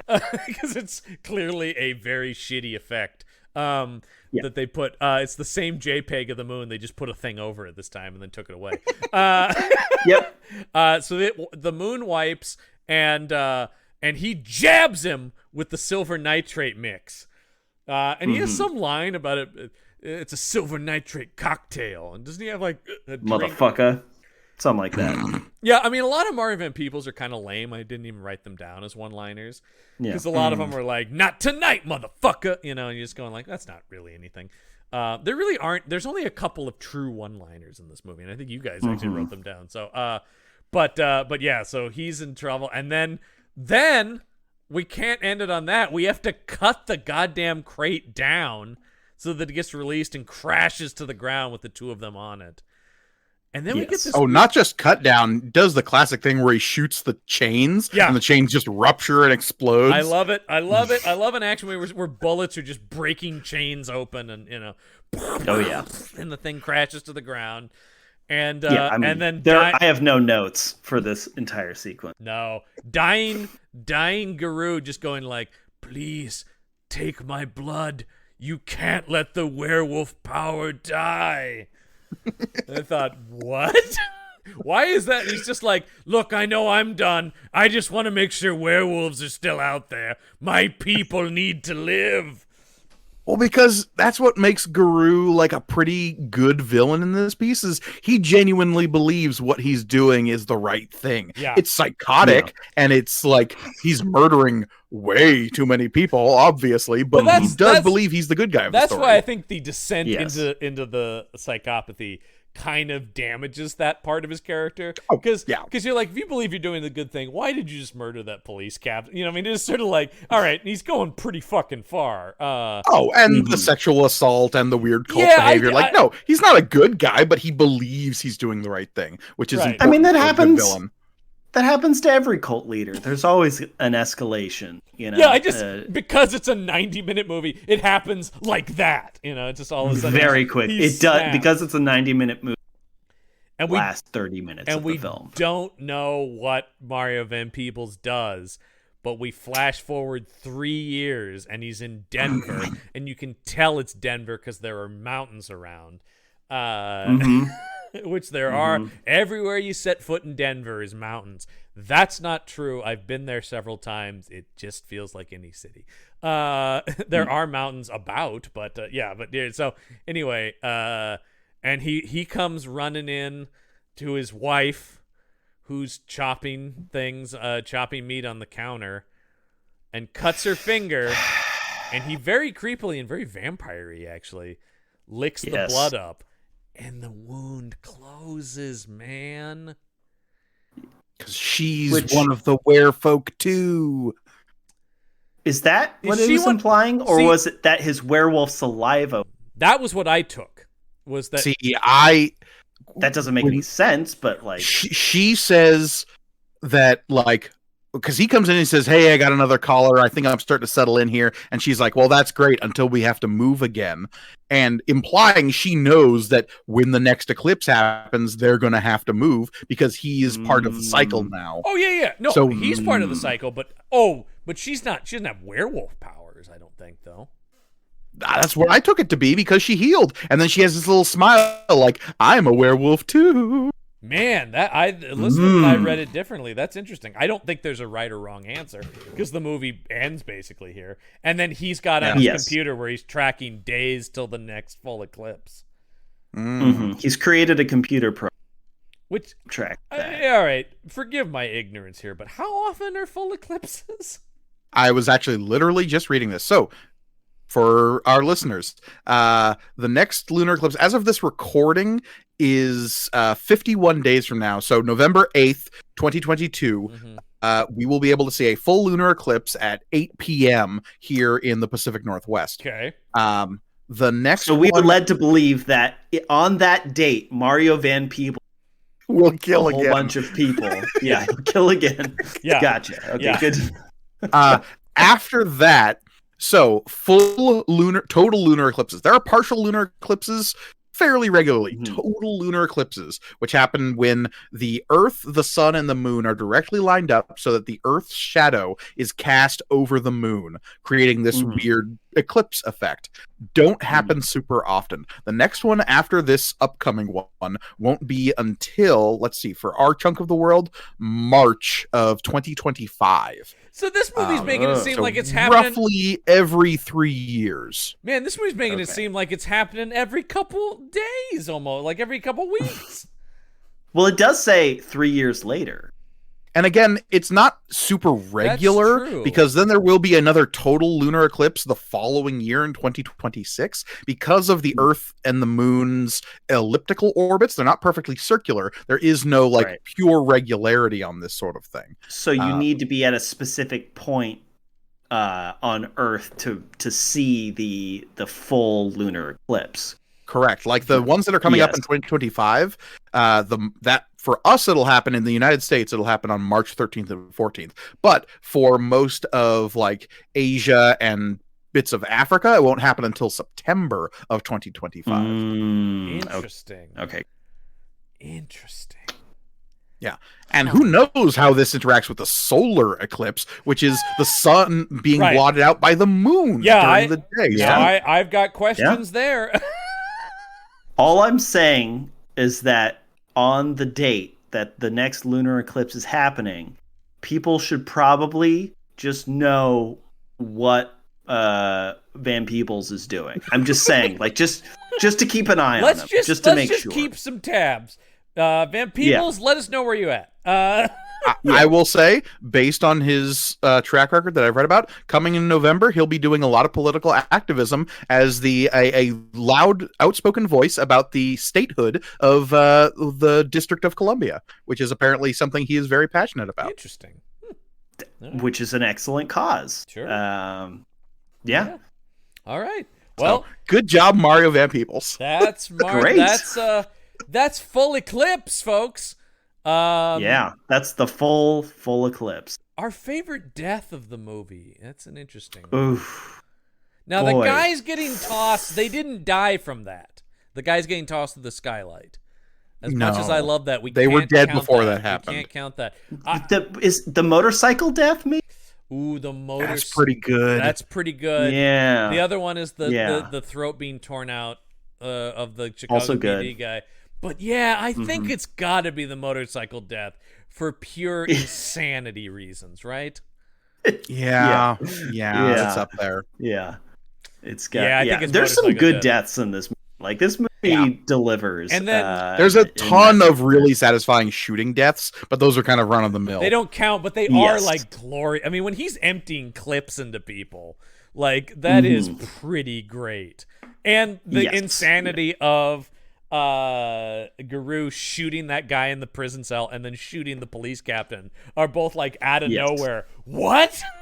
We're just I murdering will people in say- the police station. Also, no investigation, by the way, into that prison death. It's just like, well, he said it was cool, so we'll believe him.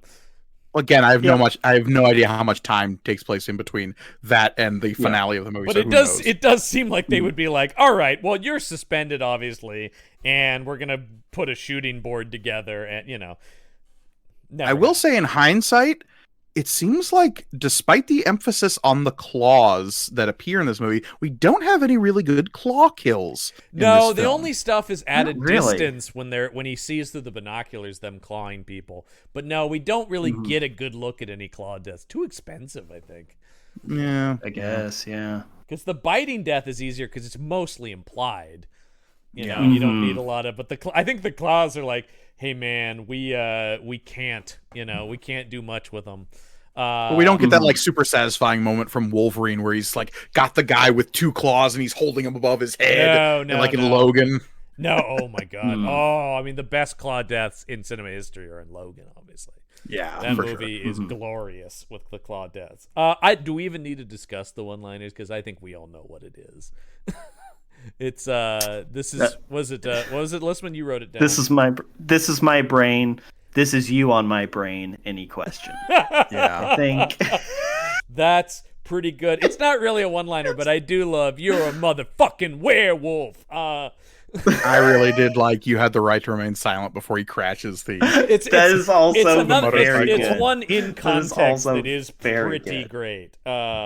Yeah. So I think those are that business. Well, as you know, it is always my mission to find the strangest IMDb reviews. And I'm so glad we mentioned X-Men because this review talks about X-Men.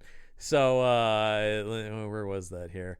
There aren't a lot of positive reviews of this movie, believe it or not. You don't say. Yeah. Which is honestly kind of shocking because like this is absolute schlock. We're Well, not I will denying say that, the but it's vast- so much. Yeah. The vast fun. majority of the reviews for this thing fall between a 5 and a 6 star, which I think is about right, probably. I guess Yeah, that's fair. probably. If you're really rating Yeah. it, there aren't a whole lot of 10-star reviews, which are generally what I choose from. Sometimes I'll do negative, but okay.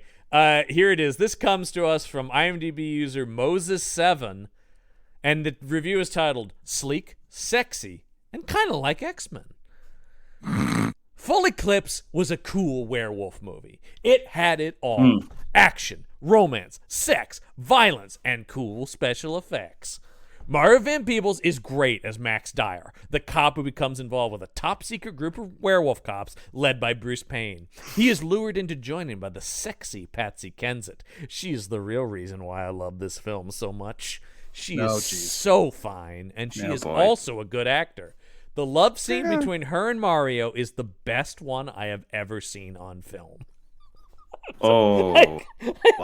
That was what solidified me having to read this review. Wow. The film is loosely inspired by X-Men, as director Anthony Hickox once said in an interview, with Wolverine-type claws. The werewolves take on gangs and other bad guys. I recommend it to werewolf fans. 10 out of 10 stars. It's not loosely inspired by X-Men. Once again, it is borrowing some of the purely aesthetic aspects. There's no like we're ostracized for being werewolves or something like that. That would be where it would really connect to X-Men and stuff like that. But or even because the other thing is the team is so non-functional. It's not a positive thing at all. So nope. It's really more like the League of Evil Mutants more than anything. The Brotherhood of Evil Mutants, the Brotherhood of Evil Mutants, which later was just changed to Brotherhood of Mutants because they eventually they go, why would they call themselves evil? Anyway, now it's because it's a rejection of what society considers to be good and evil, John. That was Toad's argument when he was in charge. That's right, I do. Like it's almost like we're gonna call ourselves evil before you get the chance to. Right. So it's like the Church of Satan is really just using that as like, it's ironic. Yeah, it's an attention grabber. Now I unfortunately this isn't available on Amazon, but I feel like our friend would love it. But what I did pull here is a different gritty LA cop movie. To hear the opinions of our favorite Amazon reviewer. That's right, folks. It's once again time for a segment of The Winning Opinion. Bruce Winning, this is his review of, do you guys know the movie Street Kings by any chance? Yes. It's a corrupt LA cop movie starring Keanu Reeves and Forrest Whitaker. So I went with the gritty. Are they like a secret organization of cop Mothmen? No, but it is kind of a thing where it's like they send Keanu Reeves in to do the dirty work that the society won't do. You know, it's that kind of thing where it's like he's kind of the guy who will kill gang leaders. So it's kind of similar. It's a much more serious and grounded view of that idea. It's of David. It's a babyface Chris Evans in that movie. Babyface Chris Evans as the young cop going, I don't know about any of this, you guys. You've also got a great Hugh Laurie performance as the internal affairs cop going, I don't care for your tactics, you know. It's a pretty decent, if standard cop movie, but it's a good cast. So here he is. This is Bruce Winning's review, and I think he's getting a little political with the title of this review. It is titled Too Many Bad Cops. I like the action and violence. I like the shooting. There are hundreds of flying bullets in this one. I like the punching and kicking. I like the fast car scenes. 5 out of 5 stars. But there's too many bad cops. I like that you say he's getting political, literally only in the title of the review. He does this a lot, where he'll posit some statement in his title, and you're like, ooh, and then it's just the same bullshit from him, and where I'm going like, well, we expect the subject line to be a thesis of some kind, and that's not the case with Winning. It is simply just another part of the review. It is exactly that. Maybe the first line of the review. But I like to think that movie opened up Bruce's eyes to police corruption. And there are just too many bad cops, you guys.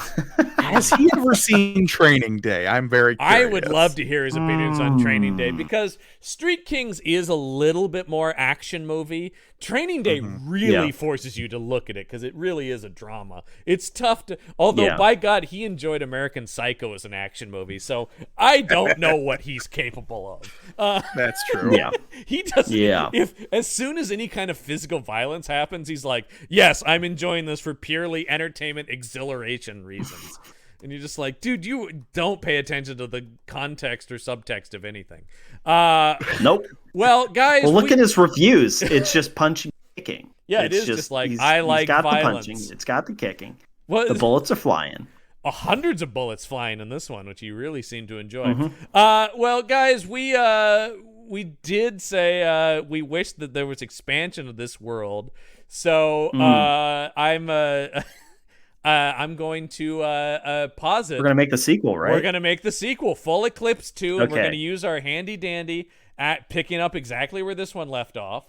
No, John, we can't call it Full Eclipse 2. It's just Full Eclipse : whatever the next one is. We can't limit this to numbered sequel. This is an expanded universe we're building You here. got that right. Well, here it is. I'm Yes, going to use the yes. handy dandy. And actually, you guys, I'm going to use a slightly different variation here. I'm going to recalibrate this to be, yes, a horror movie title generator. Excellent. That's right. I'm Excellent. just going to twist Okay. some knobs here, and here we go. And here it comes. It's giving me the title right now. Aha, here it is. Full Eclipse, Dead in the Shadows. Ooh. Yeah. Okay, so right off the bat, Dead in the Shadows. We've been talking a lot about how we expand this out to include supernatural entities. Yes. This has got to be with ghosts, right? Yeah. We've got the Yes. dead that are in the shadows. A series of Yes. murders. Yeah, we have Detective Max Dyer assigned to a series of mysterious murders. There seems to be no forced or unforced entry. These people are dying in fully locked rooms. This is crazy. How can it be? Yes. I think taking the approach that the first movie is like a Marvel, the introduction of the Marvel super Yeah. Now, generally fights the evil version of himself. mm, And then this is where we expand to the other supernatural elements. So yes, this is Ghosts. There's going to be a movie about yeah. probably mummies, like all the stuff we were riffing. That's where the franchise goes. Yeah, exactly. Yes, So let me yes. ask you this. Here's the big question. Is he functioning as a solo wolf cop, or has he created another team of werewolf cops to join him? Or has he met other supernatural people along in the years between and created a group of just supernatural cops? So there's like a zombie cop. That's the 10-year plan, John. We can't get there in the second yes. movie. The Avengers plan. So We're not pulling a Yes. Justice League here. We're not trying to get out the Yeah, gates. yeah, yeah, So yeah. with I'm going to say set in up. this We case, gotta then, slow roll it. having seen the negativity of what Guru created, he is functioning alone as the one werewolf cop, using his powers for good, but also to give him some dramatic tension, battling the impulses and urges that creates within him. Well, because at the end of the day, we saw at the end of this film that he is still doing the thing where at the time of the full eclipse, he goes on a murderous rampage and kills a ton of people, But he and then has to tries move on to the next. Much kind of like the Hulk, he tries to aim that as best he can at evil doers. So this is what I'm going to pitch here. So because he still does that on a full moon, that's why his first ally who sticks around is a ghost. Because that ghost can't die. So each time he battles There you go. one of these supernatural gang elements, one of them joins his party. Because again, we have to slowly build this team. So what he does then in this film is, okay, we realize these murders are happening in these impossible scenarios. The only explanation could be ghosts. So he stumbles in to the ghost society that exists parallel to our own, using some of his werewolf senses to kind of like go into the troll market version for ghosts that exists in the understreets of whatever city he happens to be in. I'm going to say Seattle. Oh, sure, yeah. Well, Yeah, why because not? Seattle has the underground city. Yeah, exactly. Yes. Perfect. Yes. So that's what Yes. it's set around. Okay. That's great. And the he initially accuses a ghost. He thinks he's found the serial killer, but it's wrong. And then that ghost ends up becoming his partner. So this is the beginning of that relationship. And that ghost is played by who? Cast it. Ooh, that ghost is played by. I want to say Buscemi. I really want to say Oh, Buscemi. Buscemi! Mike, I had the exact same thought. Yes. I had the exact same thought. Steve Buscemi. And because Buscemi leads me to Fargo, the murderous ghost, Peter Stormare. Oh, There you go. The actual evil ghost is Stormare. And that also means there's a ghost fight at the end of the movie. Oh, 100%. Yeah. And definitely. no, we go to the point where the only way Mario Van Peebles can actually fight the enemy ghost is to briefly kill himself to create his own ghost. He has to stop his heart flatliner style and go into the ghost realm. Yes. Dude, I'm so Enter upset. the spirit realm. I'm so upset this movie doesn't. I am legitimately upset there aren't like 3 sequels to Full Eclipse. Yes. So yeah, folks, that's Full Eclipse, Dead in the Shadows, coming soon to a Redbox near you. Well, Listman, Spooktober rolls along next week, and we're going from werewolves to possession film. We haven't done one of these yet. Going to ghosts, just like I said. Well, going to evil spirits at the very least. Because yes, this is we are doing our first exorcism movie on here, and who better to take us there than Mr. Robert Bronzy, our very favorite Charles Bronson look-alike. This is a brand new movie, by the way. It's a 2022 release. So that's a bad sign, John. That's not a good sign. This is Bronzy sans Rene Perez, though. He's working with different filmmakers here. So it's interesting. This is our first Bronzy film without Perez, right? Yeah, this is our first. Bronzy has expanded. We're gonna watch. Okay. I don't think people expected that there'd be so many Bronzy movies on the show, but we're kind of fascinated by this guy. But yes, this is a movie entitled Exorcist Vengeance. Okay. This is for those who love The Exorcist but wish there was more gunplay. Because it stars Robert Bronzy as a pistol packing priest who has to respond. Hey, Ghoulie, I'm here to exorcise some spirits. Yes. Everybody, do yourself a favor. Go onto YouTube and watch the trailer for this movie, because it does have a scene where he is packing up his stuff, and it's like, my Bible, my crucifix, my 9mm Beretta in the bag to go exorcise some demons. And so, yes, this is Robert Bronzy as a pistol-packing priest in Exorcist Vengeance. As always, would you like to hear the tagline for this movie? Oh, I gotta hear it. God help everyone. Exorcist Vengeance.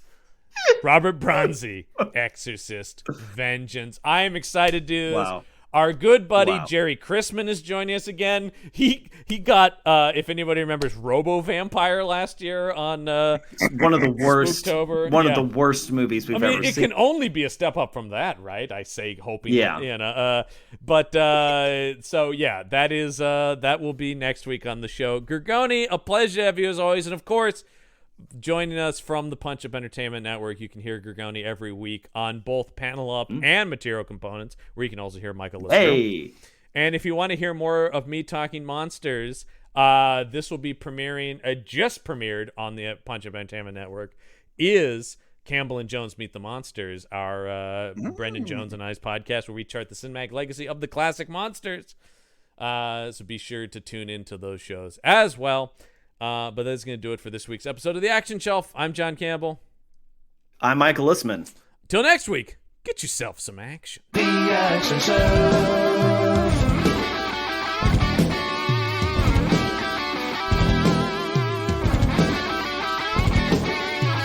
The Action Show.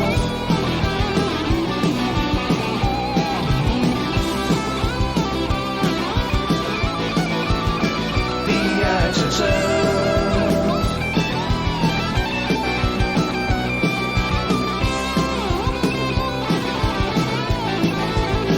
The Action Show.